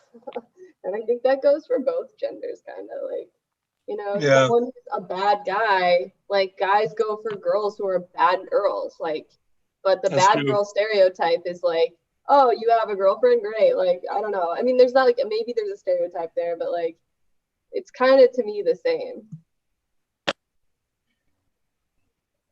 Well, it's interesting because there's basically been a cottage industry built out along this. I mean, I think being rebellious is kind of sexy, like being a little bit bad, I think, and I agree with for Del. guys and girls, or just guys? I think, yeah, I agree with you. I mean, I think it probably goes both ways. I think it does. Yeah. You make bad decisions because the people who are like the bad chick or the bad guy probably means like they have their interests at stake. Like they're selfish. They're going to throw you under the bus first at the end of the day. And like, there's something really attractive about people being like interested in something that they like. But ultimately, like that means they're probably putting themselves first. So What is the bad girl? Like there's bad boy is something that's in the media, but what is the bad girl? Like what would that be? the bad girl is a bad guy. She's a bad guy. Same qualities, Allison? I was just like, like the Billie Eilish, like bad guy. Well, Angelina Jolie is kind of like the bad girl, she's like someone who's mysterious, kind of dangerous, especially like, Angelina in late 90s, early 2000s, doesn't play by the rules. It's like this. I think that having a rebellious soul is something that is inherently sexy. Like James Dean, he's like the quintessential Marlon Brando, like people like someone Yeah. that goes against the rules, someone Is that the same thing for men and women? Do you I guys think think? so. I think so, but we Yeah. see it more with men, and that might be just. I think women. I think probably because of culture, we've seen it more with men. Yeah. I agree with that. I mean, I think we shouldn't ignore the fact that there's cultural elements here that, like, guys, for the most part, like, there's a glorification with control. And, like, a guy who can control, like, maybe there's some sort of idea that the bad girl is somehow, like, more in control than he is. That's a control, that's a power, like, who has more power type of dynamic. And I don't know, I think that plays into, like, how people choose to identify themselves. Like, are they a powerful individual in society? Do they, like, to take direction? And there's some, like, concept that men should have control, and they, like, part of their identity is to have power and be liked based on what they do, regardless of others, maybe, or because they're going to hit another boy with a stick and he's going to win because he's more powerful. I mean, these things that are, like, ingrained at a very early age, and maybe they're biological, I don't know, but. I think Frank really wants to speak. Notice the language used there, we've often been using, is there's an idea that men should have control. There ought to be a thing, and this comes back. I brought this up multiple times throughout our conversation. When these people say this should, ought, or anything be this way, this goes all the way back to our sports conversation. It's in complete disregard to the fact that my entire area would be like, well, has a woman been in control? Has it happened? Has it shown to be possible? If it has, your stipulations and possibilities or odds are just that. They're in complete disregard to what has. Ergo, you're not practical. I don't know. You look like you're stopping me. So I'm gonna No, stop. Frank, I can't. I'm sorry. I get distracted by these little things, but it's like it sounds like someone's moving your mic or something. Yeah, I think, Frank, I've noticed that that's your mic is a little. I'm rocking back and forth my little wheelie chair. Oh, okay. Well, it's And we like, need to get to a headset. I was trying to figure it out. So if I look too Yeah, don't confused, move too much, Frank, because it gets a little bit distracting. That's impossible. Hold on. I'm Yeah, actually I know, pretty Frank, simple. I'm not thinking of anything you're saying is wrong or incorrect. It's more just, wait, try it out. Hello? I bought those headphones on Amazon and I returned them because I didn't really like. They were too. I have a small head. I mean, it looks like I have a big head in this video, but Yeah. but you sound good. Now I wish I would have kept them. Oh, well, goody. Can you guys hear me okay? Do I sound okay? Because I'm also using a microphone and I don't know. No, you sound good. Yep. No, Pretty no, much you have Al- that big fancy one, right? Well, it's not super fancy, but yeah, it's like a microphone, yeah. Yeah, you've got your podcast mic. Some Yeah, feedback. does it sound okay? Because I don't know how it sounds. No, it sounds great. Okay. Oh, it's good, man. Yeah, I have to be careful not to speak too far from the microphone now. So I don't know if I'm doing that So- okay. The gist of what I said, Allison, or anybody else who Yeah. is just kind of recapitulating or resummarizing the point I've been making out from this whole entire conversation is that I feel oftentimes when people say, should a woman be in power? We use should, ought all the time. It's in disregard that women have been in power. They have been in power in the modern world multiple times. And regardless if you think they should, or you think that these qualities give people more or less, or because it is that qualities of extension, it's happening. So your stipulation is just that stipulation, regardless of what is happening. It's delusion. It's not empirical. It is How do I sound, somewhat guys? empirical. I mean, it is somewhat empirical, isn't it? Like if you look at, for example, the number of women in executive positions, Kamala Harris just became VP, but obviously there's not as many women in executive positions. Yeah. I didn't apply a quantity there. What I simply said was, have women been in power in modern times? Not have they been in power more times or less times? Has it been done? Oh, It's at the same all. thing with Yeah, our high- of course. Um, Of course, there's it's been done at all. Margaret Thatcher, there's Golda Meir, there's And Indira that- Gandhi, Gandhi. And understand, we talked about game theory and I brought up modality in Angela that. Merkel. And pretty much what we're Mhm. saying That's is the we're big no one. longer arguing if it is possible. It's possible. It's Yeah. happened. Agreed. It's completely different at this point. New Zealand, that's not having the big COVID crisis, and geez, they happen to have a woman prime minister. There's Finland, that's got not only all women in charge, but they're like all under 40. But then we get to the other Young point. women in charge. Exactly. We get to the next point, whereas people are then going to try to go transitive. They're going to say, well, are the women better than men, or are the men better than women, or less than or better than? And it's going to take generations to answer that question. Yes. And even the generations will be incomplete because it is an incomplete set of data. Well, I think that we're never, to some extent, we're never going to be able to answer that question because politics has changed in a very substantial way. Like Oh, yes. politics now is not what politics used to be, and that is it's very evident how it has changed. And someone like Trump, I think he would always make a terrible leader because it doesn't, like, the confidence part is not that important. The important part is when you're confident, but also when you know what you're doing, So if you're confident and you just don't have anything to back that up, I think that has always been a recipe for disaster. But Here's back the at thing, though, we can say Trump was a terrible leader, and I would agree with you. And the thing is, someone can say he's a great leader, but in both cases, we're acknowledging he was a leader. He was a president. It happened. So really, the difference is the quality that we are conveying to the two situations, which I'm not going to say is completely doesn't matter or anything, but if we're going to have any type of objectivity, we have to have either transitive value or we have to acknowledge the context that it's in. He was better than so-and-so for these sets of reasons. So does well, I think he was one of the worst presidents ever, but Worse than for these sets of reasons. does this tell us about the leader, or does this tell us about the people who are being led more? Because I think it reflects equally, at least equally, upon those two. Regardless of leader, what this is telling you right now is how we would categorize if we have problems like should women, any quality extension, how we would categorize those in abstract formula. But field.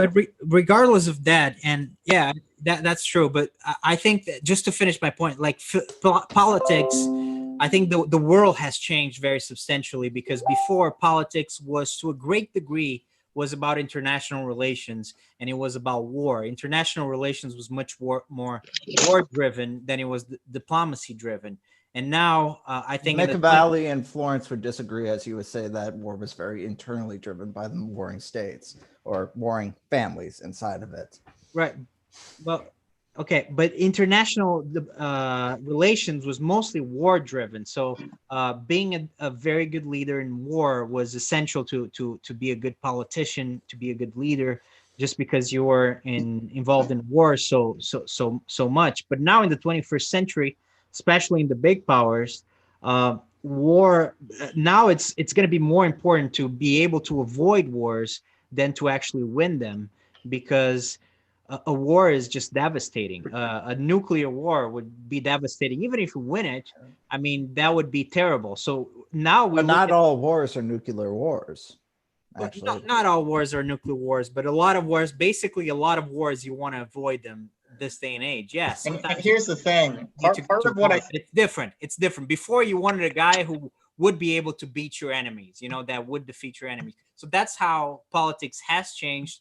And maybe now more than ever, we need some people that like female leaders. They'll have to navigate different waters than we'll have before. Right. But that still Go ahead, Michael. does explain the popularity of, again, people like Trump, Bolsonaro, Erdogan. who do explicitly make very public shows of force. I mean, It is- those guys are idiots because, like, in the modern world, we want to avoid these wars. We need to avoid these wars because if not, we're all gonna kill each other. So, I mean, that is like these are all guys that really are. They have not adapted to the times. And you look at Bolsonaro; he's a guy who's been in the army his whole life, and he's looking at his leaders. His role models were military leaders of the 60s and 70s. I mean, that's a completely inadequate model. You know, you look at Trump, you know, this guy's in his 70s, and he was a reality TV host and a businessman. I mean, and his model of politics is make America America first, make America great again. I mean, it's just ridiculous stuff. We need, in the 21st century, obviously, we're going to need leaders that do understand that there's a high price to pay with war just because it's the reality. It's not because you want to be a pacifist. Well, but what you're seeing, though, is, I mean, I would liken it more what we see in the last 10 years to being much more similar to like in the 20s and 30s when we had a rise of a lot of strong men. But you look at, you know, not besides Trump, but you got Putin, you got Xi, you have Modi, you know, all of these essentially, you know, strongmen. They deliver. They call themselves strongmen in some cases. This is a time when we need to look at history, and people actually need to study history and understand that. Yeah, I mean, there are problems with that model. But studying history is considered feminine, so I don't know if that's going to happen. But I was going to ask you call these guys idiots. And then the question I have to ask back is, what does that say about the people who put them in power and let them remain in power? Yeah, and I think a lot of the appeal of Trump, he tries to create the perception that we're at war. Like, he talks about how we're losing to China, Europe, they're not sharing the burden in what do you call it, defense. So he tries to create a perception that we're at war or that there's an emergency. Mexico, all these illegal immigrants are trying to break into our country. So if he can create that mentality, that gives him sort of the advantage in terms of being elected, because he is supposed to be the strong, decisive guy, you know? Yeah, well, that's populism 101, right, Michael? Yeah. All of these are come to power through populism. Exactly. Let's find a common enemy. Well, with Hitler was the Jews. I mean, the Jews and the communists and the gays and the gypsies, you find the common enemies. In his case, for some reason, I don't actually know why, but he got obsessed with the Jews. I don't know if it was like, I don't know why. I mean, he had like some enemies to choose from, but he decided that the Jews were going to be the big one. Maybe it was working in his speeches. Actually, there's a documentary on Netflix about Hitler, which is excellent. One thing you learn about that from that documentary is that he was very good at giving speeches, and he learned from people. While he gave speeches, he learned. Basically, he was a guy that he understood, like, he would give the speeches and then he would read the crowd, and he reiterated the things that were popular with people that he was talking to. So maybe that's where the Jewish thing came from. I don't know. But basically, yeah, that's populism 101. You find some enemies. You find some enemies, and you unite people. Oh no. Their common hatred against those enemies, even if they're made up. Sometimes like the Jews weren't really the enemies of Germany. You know, I mean, they weren't really the reason why Germany was not in a great spot. But you know, this would be a good point to point out that it wasn't just Germany that was persecuting the Jews in Europe. Right, yeah. It was also Russia and France and Spain and England and pretty much everywhere. Yeah. There was already. Yeah, but Hitler kind of doubled down on the issue. Well, the Russians did a pretty good job too. Yeah. Coming from someone who has Prussian ancestry, let me tell you, oh boy, there already was some. What was that? What was that? I don't know. Wasn't me. That was me. Oh. Good. Yeah, but I think one other thing to consider is how much are Trump and all these other leaders kind of a reaction. I mean, one thing when we were talking about these kind of archetypes and male archetypes is there's been this kind of counter reaction towards Marvel in Disney in terms of the female superheroes. So there's been this, complaints about how much Marvel with like Captain Marvel, and how much they've been giving these female superheroes. The word you hear them use all the time is Mary Sue, is what they'll call some of these areas, which Mary Sue is actually supposed to refer to, was originally referred to someone who wrote a Star Trek fanfic, self-insert, that they just made their character awesome in every single way, got along with every person. And they're kind of accusing Disney people, especially Star Wars, new Star Wars and stuff. Right, yeah. Doing that with the characters. But yeah, I think it's a reaction, but at the same time, I don't think that just kind of grounds it, causally grounds it. Says it's happening because of what happened before, or because of this is happening now, which I don't think that's a big shocker or anything. It's more of a, not to sound mean, that's just kind of a duh moment for me. Right, but you could say there's a lot of kind of in culture that's basically driven by reactions. I mean, you could argue that the popularity of Jordan Peterson, I'd say probably pool because balls of a are driven reaction. by reactions.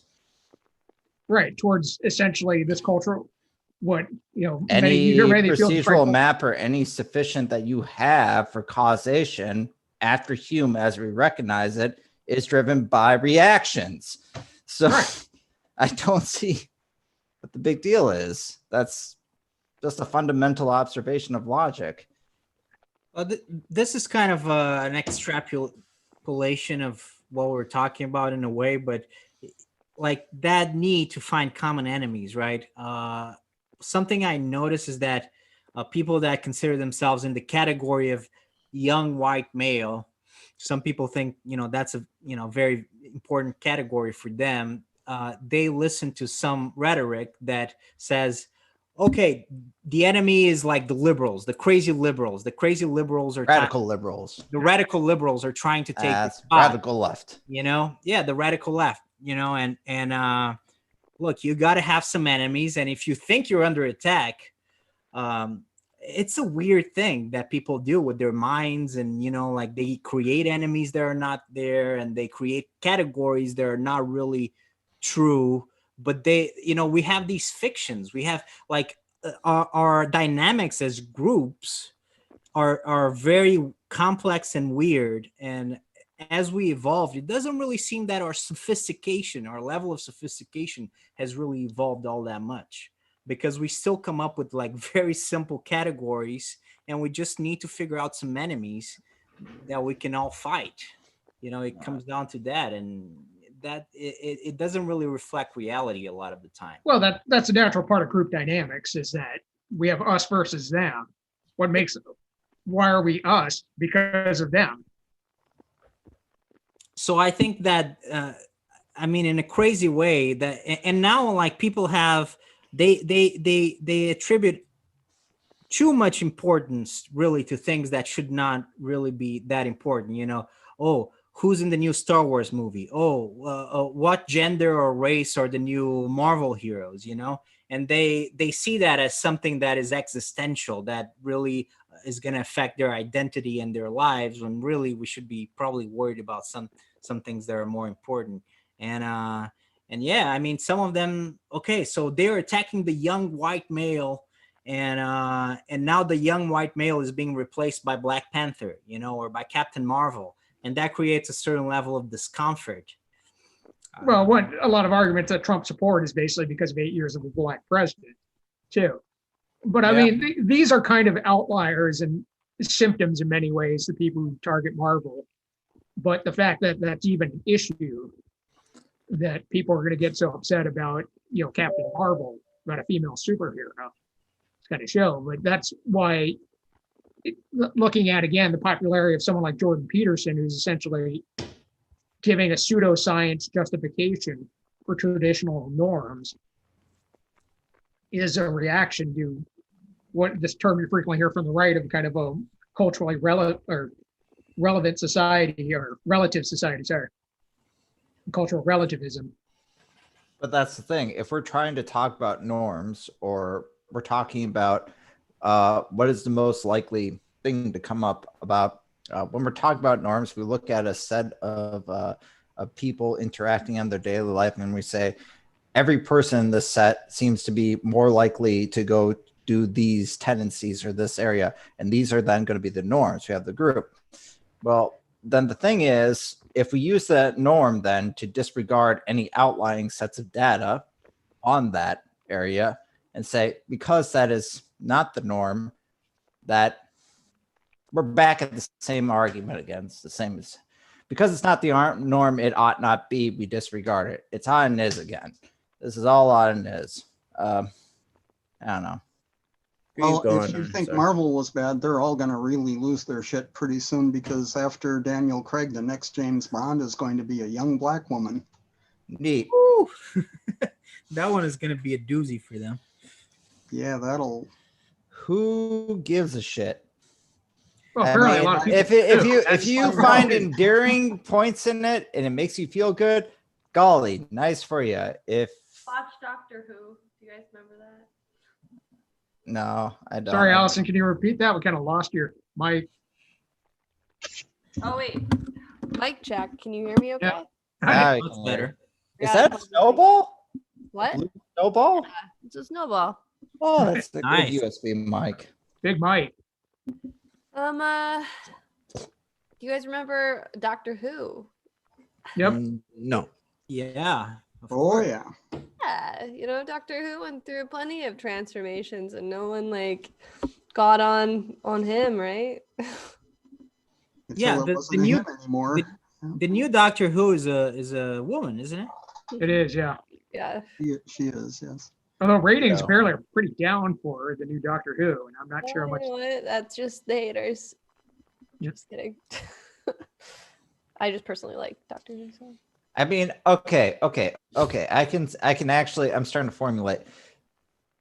Any of you guys, spoilers for anybody who hasn't watched it, any of you guys watched the last seasons of Game of Thrones? Yeah, of course. That time. Okay.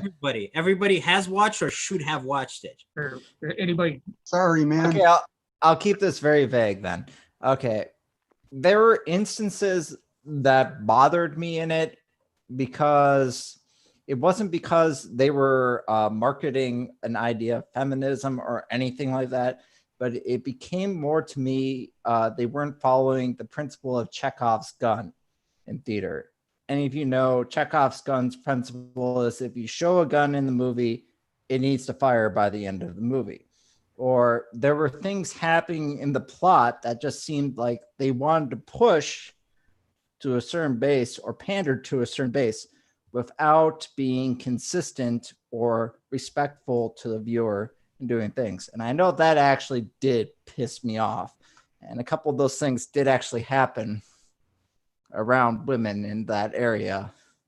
I actually Well- was worried that I was becoming a little bit more ripe than I had ever intended. We're losing you, Frank. What are you? Well, gonna say? Daenerys was a bad girl.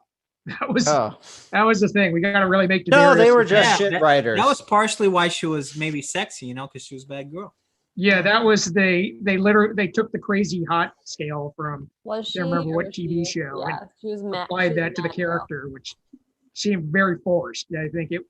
Okay, I got another example. I didn't care for Star Wars Episode 7.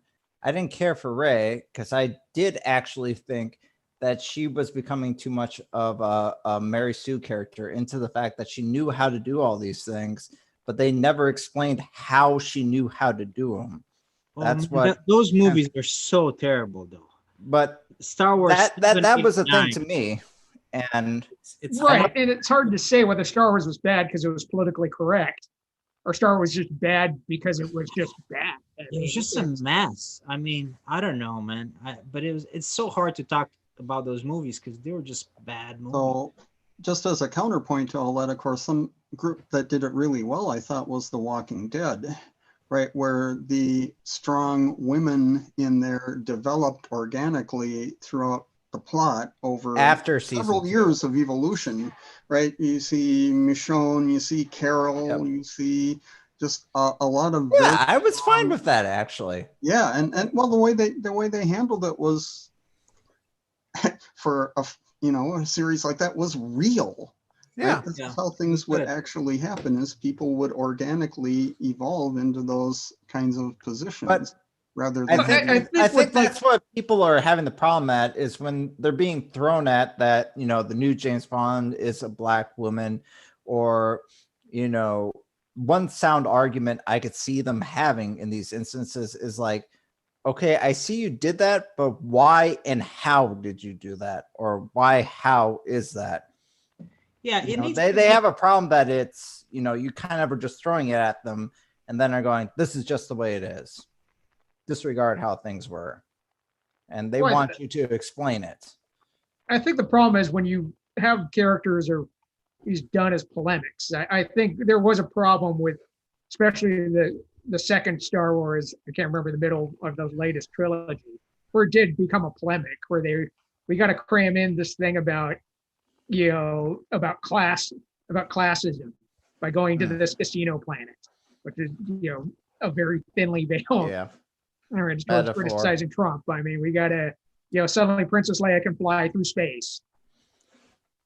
I mean, it just seemed like they're just going to force that in there, whereas you could still make, you can have a good story without it becoming a polemic.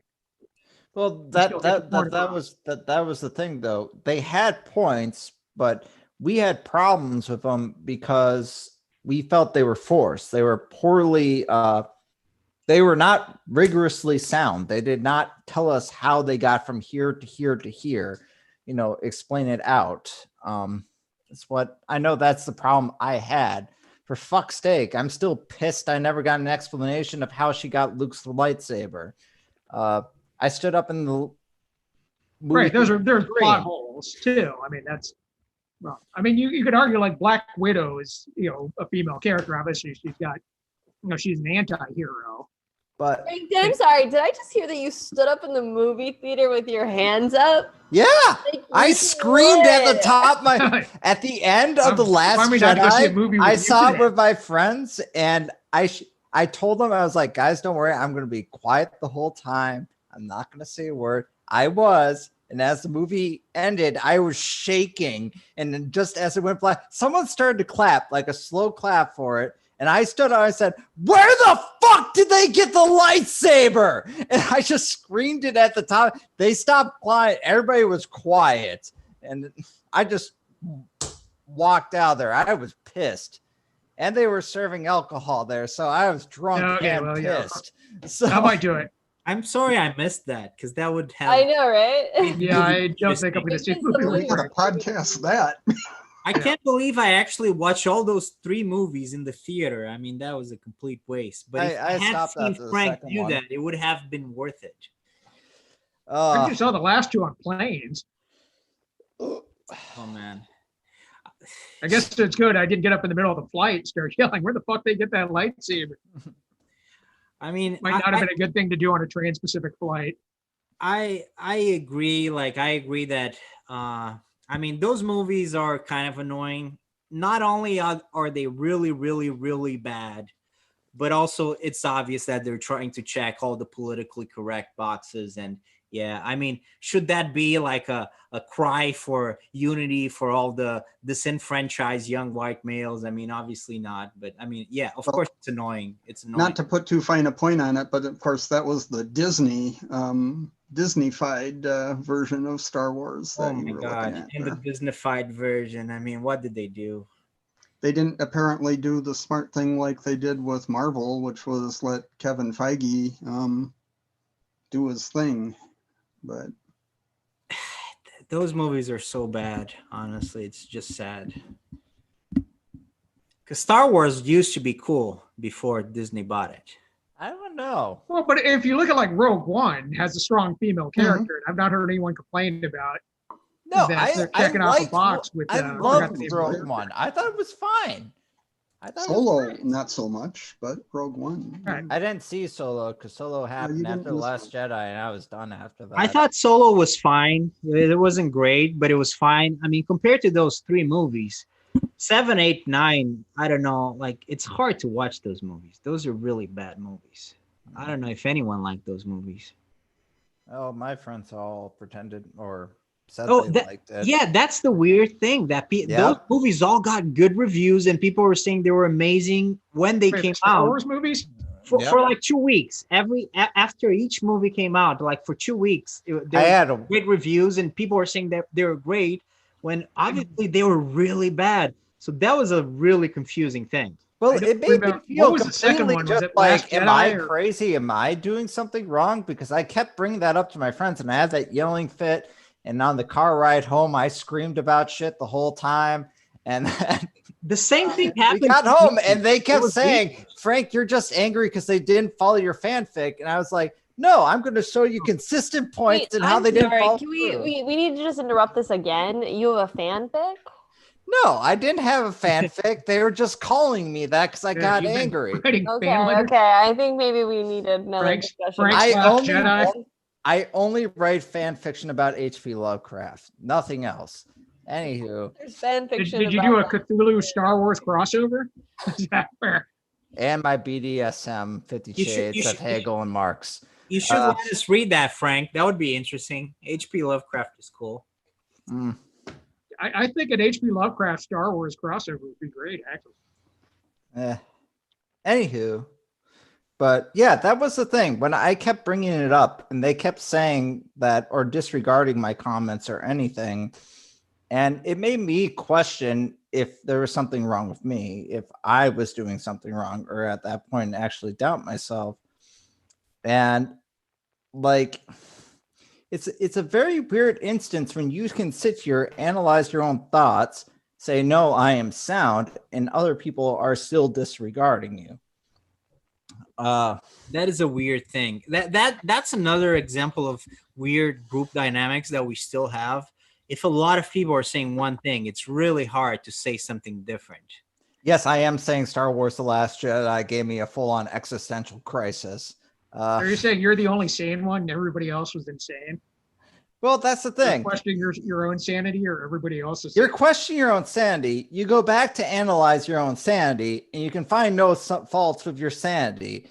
Yet everyone still asserts that you're wrong or insane. So you think then that it's possible that two sane individuals could hold wildly different opinions and neither of them be crazy? Yes. Speaking of movies, that's a plot of a lot of Cold War movies where you think you're the only one sane, everyone else is insane. So that's Why do you think that is? Why Cold War? well, that was like the plot, like Invasion of the Body Snatchers and stuff like that, where And the there's Leonardo- something wrong with everybody else. So that and the subtext was they're all being taken over by communism. Ethan left. No. Yeah. He was creeping. You might not have liked the idea of oppressed Yeah, white male. creeping Ethan. Well, Ethan has his own thought processes that we should missed it. not try Ethan to join us? understand. He was here, yeah, he was here. For like before I joined, apparently. No, he was here while you were here. Just now. He just Not on- muted was his he not on mic and didn't video? have a He picture. might Yep. still be lurking. Is he in the chat? I was hide the creeping. people My who chat are not on box. video, Oh dear. and apparently I don't pay attention to them either. Okay, just to go back to He just said secret meetings. Please. This very much relates to the nature versus nurture debate, but it's a little bit more vague, if you will, or a little bit more generic. But someone I just wanted to talk about because I thought it was pretty interesting, the concept of blank state theory or a tabula rasa theory. So basically that we're all simply blank slates to be written by our environment. That's the main idea. Correct me if I'm wrong if we have any scientists here, but I'm pretty sure that's been just scientifically disproven at this point. Okay. Okay. So There's such thing as a tabula rasa. Yeah, exactly. Tabula rasa.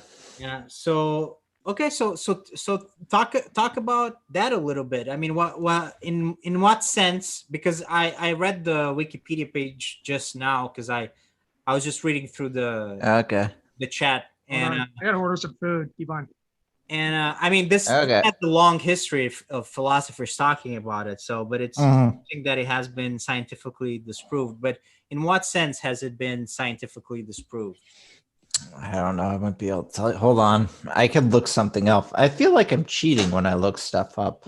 But No, but in any there's too much stuff, Frank. You got to look it up. But Okay. let's say it wasn't scientifically That disproved, or let's just talk about it a little bit. I mean, how big of a role do you think genetics play? And I mean, can we talk about that people start from zero, or is there some sort of genetic memory? Because I think that even though we might Okay. know that there is a Those genetic aren't the memory, only two options, Bruno. Yeah. what are the other options? Yeah. Somewhere in between. I was gonna say Generally. there's another Inclusive ors. Inclusive ors. Use the inclusive. option. Just But say and or. not only is it just a combination of one or the other, somewhere in between, you could also say that maybe part of us starts close to a blank slate, but the way in which we evolve could be different for men or women. So, like, same exact environment, but it would mold men in a different way than it molds women. But that would be true of any two individuals, regardless of their gender. Yeah, there just might be some kind of, I don't know, mechanism. I mean, yeah, no, you're correct. And also it doesn't I didn't necessarily bring this up to talk about men or women. I mean, we can, but just in general, like what is really the role that genetics play? I mean, is there I mean, believe how important is the environment? How important is the genetics that we bring to the table from the start? genetics play a significant role that I believe is undeniable, especially with all the breakthroughs we've had in that field. That being said, I don't feel like, I don't think anyone here is making an argument against genetics play a significant role. I think the argument that people are making is it is only genetics, is they're basically arguing against it's only genetics. And frankly, what comes in after that is a lot of times what I hear is genetics play a proprietary role.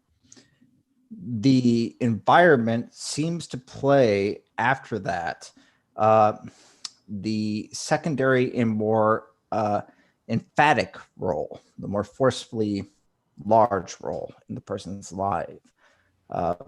Anybody get that? Do I need to rephrase? Well, yeah, sure. No, here's the huge role, of course, that genetics just play. to We make are sure not chimpanzees or blue whales or octopi, right? That's the basis. That's the first significant role that genetics plays in determining what species you are and what capabilities that species have. But as far as Bruno, learned behavior, one learns behavior by learning behavior, and that would be the nurture part. Yeah. Okay, Bruno, well, were you going to say something? Well, I was just gonna make sure I understood what you're saying and that everybody understood. So you were saying that genetics is sort of like the base. Yes. That the environment drives most of it. Yeah. I'm saying genetics seems to me to play mainly a role as, think of it as we're getting dropped. He brought up blue whales, octopus. Genetics seems to me to be playing more of a role of the game we're getting dropped into, or the history or time we're being dropped into. I am a human, white, of this time with these certain qualities. Yes. But when I'm then talking about it is as I'm raised in my environment more and more, because I am in that environment, I become more of a consequence of that environment. That's not to say I am just a consequence. That is to say it leaves more of a mark on me over time. Does that make sense? Yeah. So an octopus, an octopus is obviously, yes, just by virtue of it being an octopus, is not going to have certain same qualities as a human. That's fine. That's just to get that across. But once again, this is a compatibilist argument saying nature and nurture. Yeah, it's both of them. There could even be a third or fourth option if I really wanted to start. Fifth option, sixth option, all the options. Okay, well, I'm gonna get going, so I'm gonna go pick up some food. But Okay. there is a saying, though, I'll leave you with this, because some of you have probably heard this, that said that genetics load the gun, but the environment pulls the trigger. Okay. Mm. That's Okie dokie. interesting. Okay. Well, if you guys are still on in like 40 minutes, I'll check back. Okay. I think probably not. Probably not. If we're already down 2 people, I'll probably. Okay. Well, have a good night. It's good to see everybody, though. But thanks Good to for see ya. participating, Sashir. Yep. Night. And I was actually I did hear this listening to the Joe Rogan podcast like just recently, but the idea of genetic memory, and also I did read about this as well. I think when today when I was doing some research because I saw that in the chat. So it's really interesting to me, like that this idea that genetic memory, that you can learn things from past generations, and it seems that it's uncertain how far back it goes, or like if you can get stuff directly from your parents, like experiences. Like people are one thing that people have been talking about is that trauma can be transmitted genetically to some extent as well. I don't know how much you guys know about that. There has been showing that there are certain psychological or neurological problems that can be transmitted biologically, such as schizophrenia, psychosis, and other forms. Yeah, it has been shown, or it has been observed enough to have. It has been observed to happen enough to have a high enough degree of certainty to say it is likely to be for these reasons. I love that precision. Thank you. Perfect modality. Perfect scope shifts. It has been observed frequently enough so that we can be confident enough to say it's likely that. Yes. So what is the question we're trying to answer? So basically, tabula rasa is a bullshit concept. Is that what? Yeah. what So we- Yes. So what next? what next? What's next is, I would say, is we realize there are sets of traits that can be passed down and can help us better understand what to expect of certain circumstances. And there are certain traits that we learn that people learn from growing up in an environment, and we learn to deal with those as appropriate as we can observe them. Either way, I mean, in our words, we let scientists do their fucking shit, and us as philosophers stay out of the goddamn way. So, Sounds I like a mean, the philosophy. concept of epigenetic stuff, I find interesting. I don't know that we know enough yet to really be able to say anything really definitive about it, but The problem that I have with Really interesting. epigenetics is because the basis of how it's defined makes it very hard to ground, because the basis of it as it is defined makes it very hard to ground in evidence or causally. Okay, so I think what now you're kind of begging is how is it defined currently? How- epigenetics or what was what? Epigenetics, someone should do the definition. I have a definition, but it's cartoonish and it's not going to be. No. appropriate. I feel like if you're concerned about epigenetics based on a definition that I'm curious what that definition is, because it's possible that maybe we could add color to that, because it's my mindset that epigenetics is one of the most interesting things that we've discovered in the last couple decades, and it might mean something pretty substantial. Okay. So what is exactly epigenetics? If you're saying So what basically it comes down to changes in the expression, that is the phenotypes, without an actual change in the gene or the genotype. That was the So problem I without had. modifying the chemical structure of the gene, Yeah. you get different behaviors expressed, and those may or may not be inheritable. Yeah, it was a problem mainly in the expression of the gene as we know it, because we've abstracted to the areas where we can show the expression of a gene. Girl Asher Bach, there's actually a chapter that does a really good job of this. It's stuff like trauma. Where you're talking about like trauma Yeah, would so be one of those. trauma, I think famine's been something they've proven, like over like the Irish Yeah. potato famine. Poverty, maybe. But the problem with epigenetics, especially, is because as it comes apart as an expression and as they categorize it as such, it makes us very hard to have a type of abstraction that I can say this came about because this prior, or if this, then this. I can't. It makes it very hard to have directionality because in many ways it gets treated almost like a mutagen, almost like something On the other that hand, comes about. that isn't But the fact necessarily that a there's bad so thing. many individuals, for example, like the Irish potato famine for generations, we're talking, at least 4 generations, famine, affected people's genes to the point that they passed down genes to their children that allowed them to basically survive famine-like situations in ways that, prior to the famine wouldn't have been there. And we're talking about a very large group of people. It's not just a mutation that occurred randomly. There was a clear cause, which is the fact that people were starving, right? Now, understand the word when you said famine-like situations. So you're drawing an analogy to the famine that happened prior.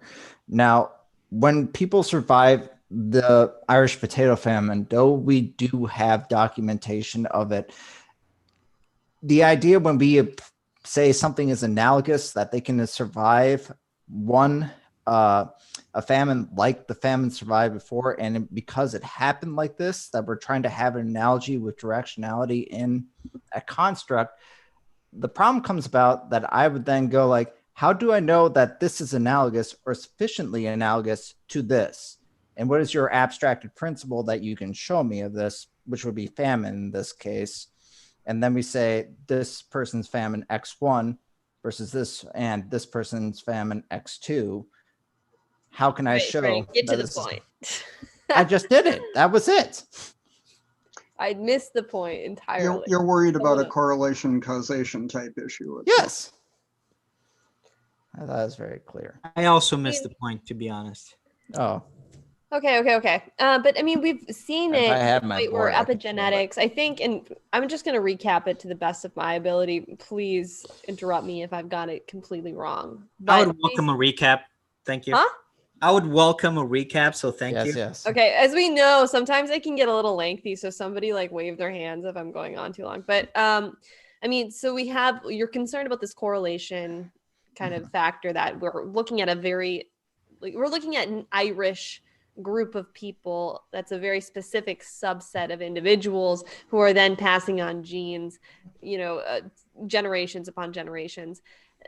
Epigenetics, which is interesting, doesn't just look at the Irish, right? Like we're looking at abusive situations, like Bruno brought up, but we're also looking at like the macaque monkeys, which they've done studies on, and actually in Minnesota's like zoo. I went to the zoo school. We got to like learn about the macaque monkeys a little bit and how they played a part in these big studies, these epigenetic studies, that those particular, I don't know if you know anything about monkeys, but they organize a lot like wolves. I don't know if you know anything about wolves, but like in a hierarchy where Actually, like, that's been disproven. The macaque monkey study? No, the wolf study. Okay, well, I don't know enough about wolves. Like, I'm trying to make this relatable. Jeez, Frank. Like, well, in both cases, we know they have sort of the alpha male. Nope, that's been disproven. I don't know anything. Okay, let's move on. Wolf study Send us the specifically has been information on the disproven. wolves. Let's focus on It's the been macaque disproven with the wolves or the monkey? The wolves. Okay. Okay, well, Is the this an monkeys, example? I don't know what I is know. disproved or disproved with monkeys, but what we do know is that leaders of the macaque groups, the alphas, like walk around with like their butts. They're the monkeys that have like the red butts. They're like the snow monkeys that are like very cute, but also like you're like, what happened to your red bottom? So they actually like the way they position themselves and stand indicate like their hierarchy. So the ones that are like, they stand tall, they stick their ass out, they're like the dominant, males of these groups. And females have their own hierarchy as well. They're a I little know nothing about these a little bit different. monkeys, so I'm trusting you. All right, you look it up. Look up. This is what, like, one of the big studies in epigenetics, and what they found was, these monkeys were born, and genetics played a big part of whether or not they would become alpha, because surprise, surprise, the ones that were alpha were the kind of the larger monkeys, the monkeys that had kind of the best genetics. What are the name of the monkeys? Macaque. I think they're spelled M-A-C. Okay, let's. Macaqueus. Yeah, I just want to have the visual here. The macaque monkeys. Okay, yeah, I'm looking at the macaque monkey, but I can't see their butts. Where are the butts?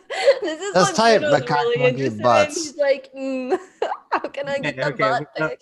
Go ahead. So This is an intro. we're basically saying macaque monkeys have shown passable genes that have related through our observances of the expression.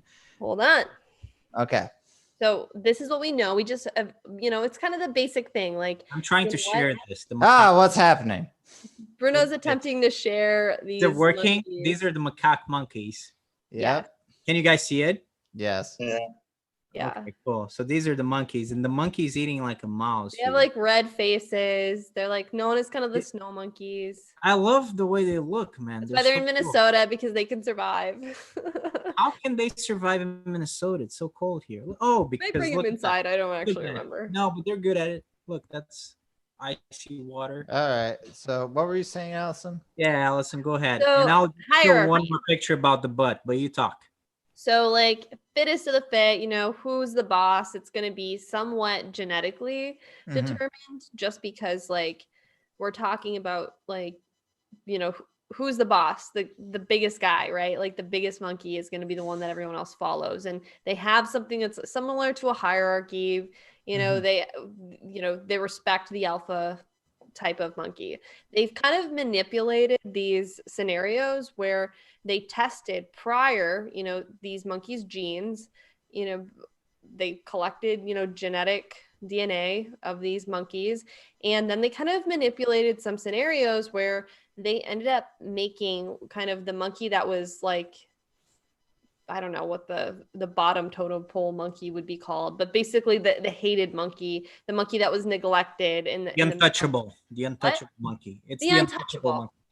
They Okay. got to a point where they converted the untouchable to like an alpha like status based on like social kind of things that they noticed. For example, like you were an alpha if like certain females respected you. You were an alpha if you were respected by elders. If you were an alpha based on these kind of basic kind of principles.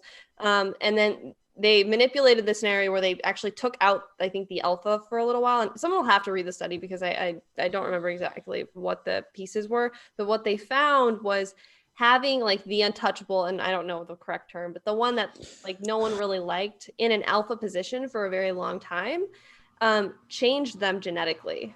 Wow. And similarly, the alpha got brought back in, was no longer an alpha. They studied these DNAs, the genes, and it changed them genetically. Like when they redid the test, and what they did with these particular, I'm not a scientist, I forget what they're called. Like I'd have to look it up, like phenomes or something.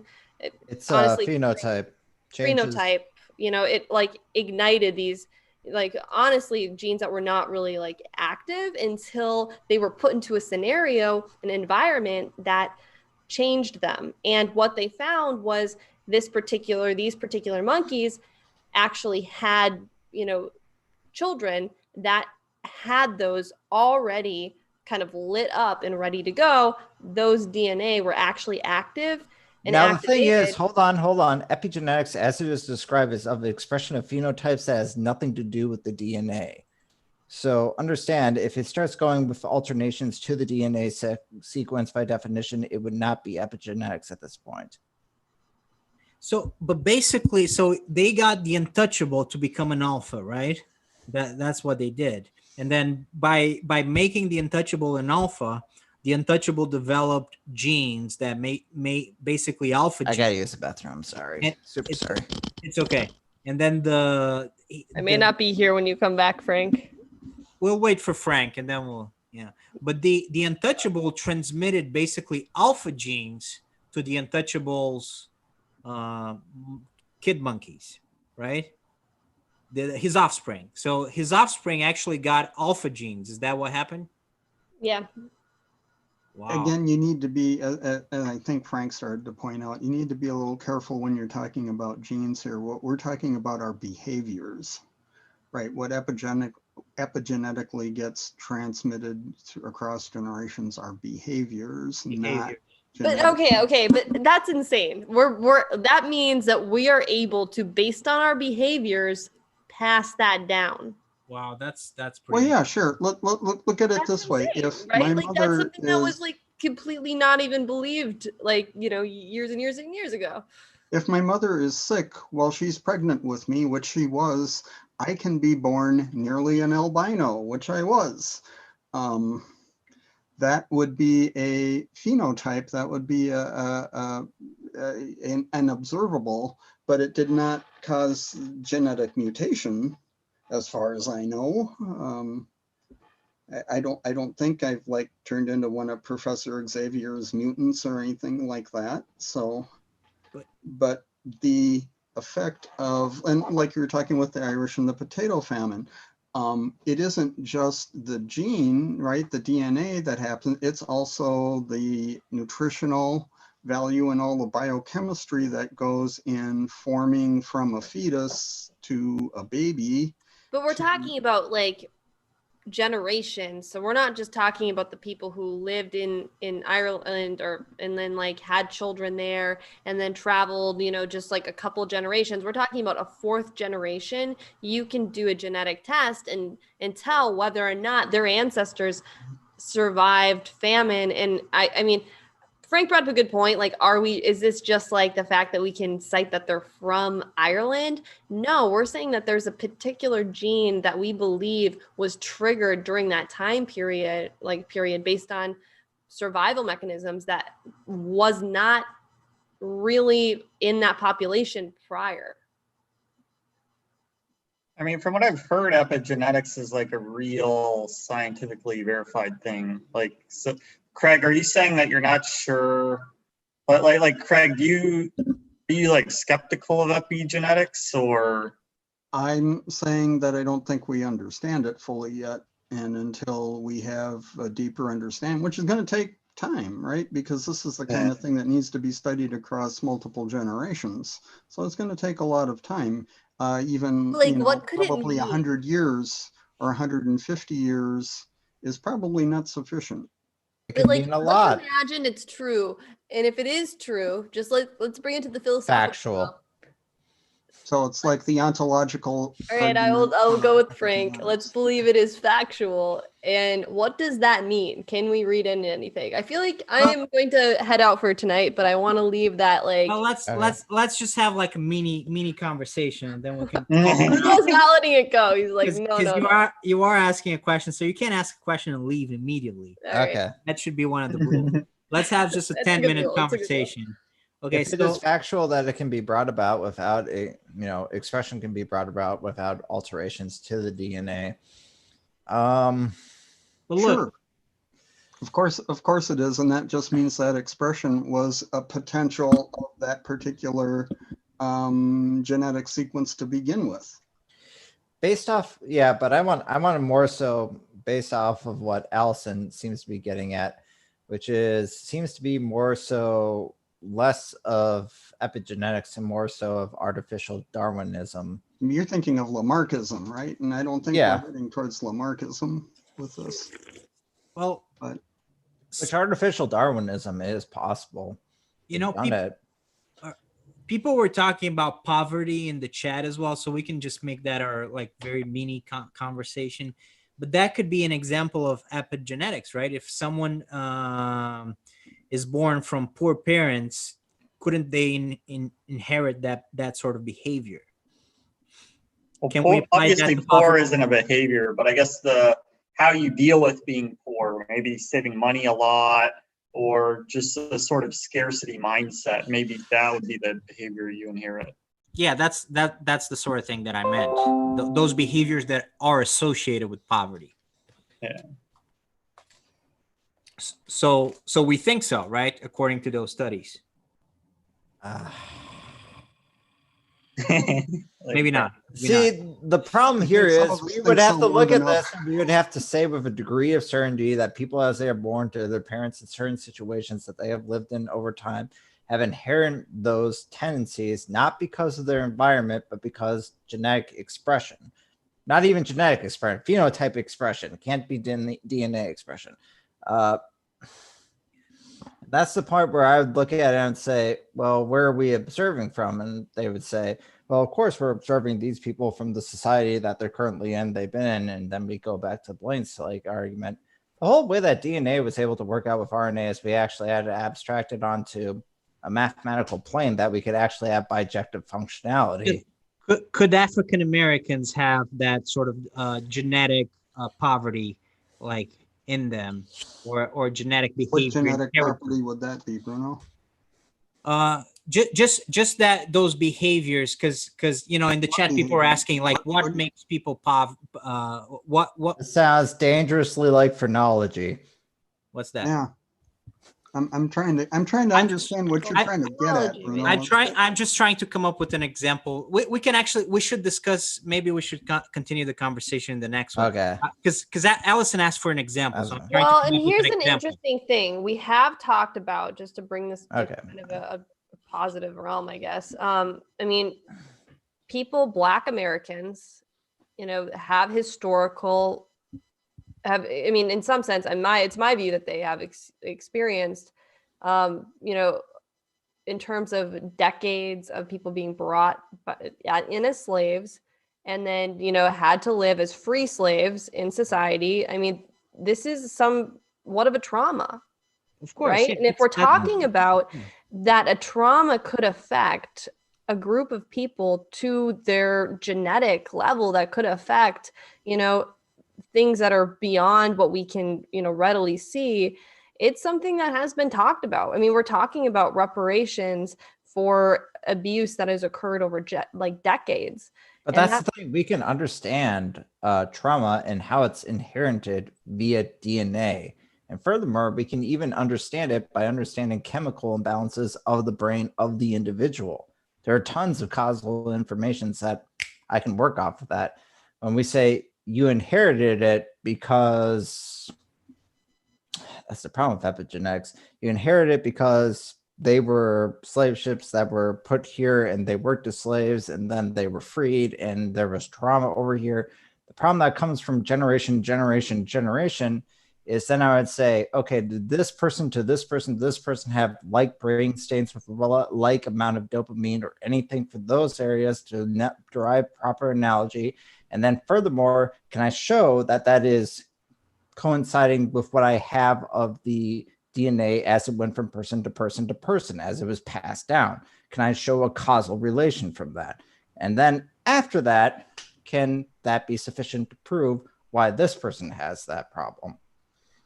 Okay, I feel like I've gotten used to listening to Frank talk at this point, and I'm like, okay, I feel like I don't totally understand you, Frank, but I'm sorry. It's sort of like like in those Viking shows. Now there's lots of them, and I absolutely love those Viking shows. You listen to the seer talk. And it's it comes in riddles, but there's this wisdom that comes with it. But you have to interpret it. It's an interpretation job. Logic, you have failed me. Actually, there's a great show. Have you seen Barbarians? Sorry. Mm-mm. You're really into this right now, apparently. Barbarians? Yeah. Yeah, it's so good, man. It's on HBO? It's on Netflix. Oh, okay. Netflix. I have Netflix. Okay, so look, we need to continue the conversation because now next time, because we need to talk about Barbarians, but we also need to talk about The Good Place because I want to have that conversation with you, Allison. Honestly, I would love to have people watch The Good Place and talk about it. It feels like a classic kind of philosophical, and you know, we I'll have that conversation with you. We'll do that next time. cool, because I feel like we were born in some sense about like, you know, it's fun and it's philosophy and it's about things that are relate to humans, and that I'm just excited. Okay, so I think maybe we can end it here. Maybe people can make their final remarks. I think one thing that I find interesting that we could talk about next time as well, this idea of epigenetics and how does that relate to the difference in genders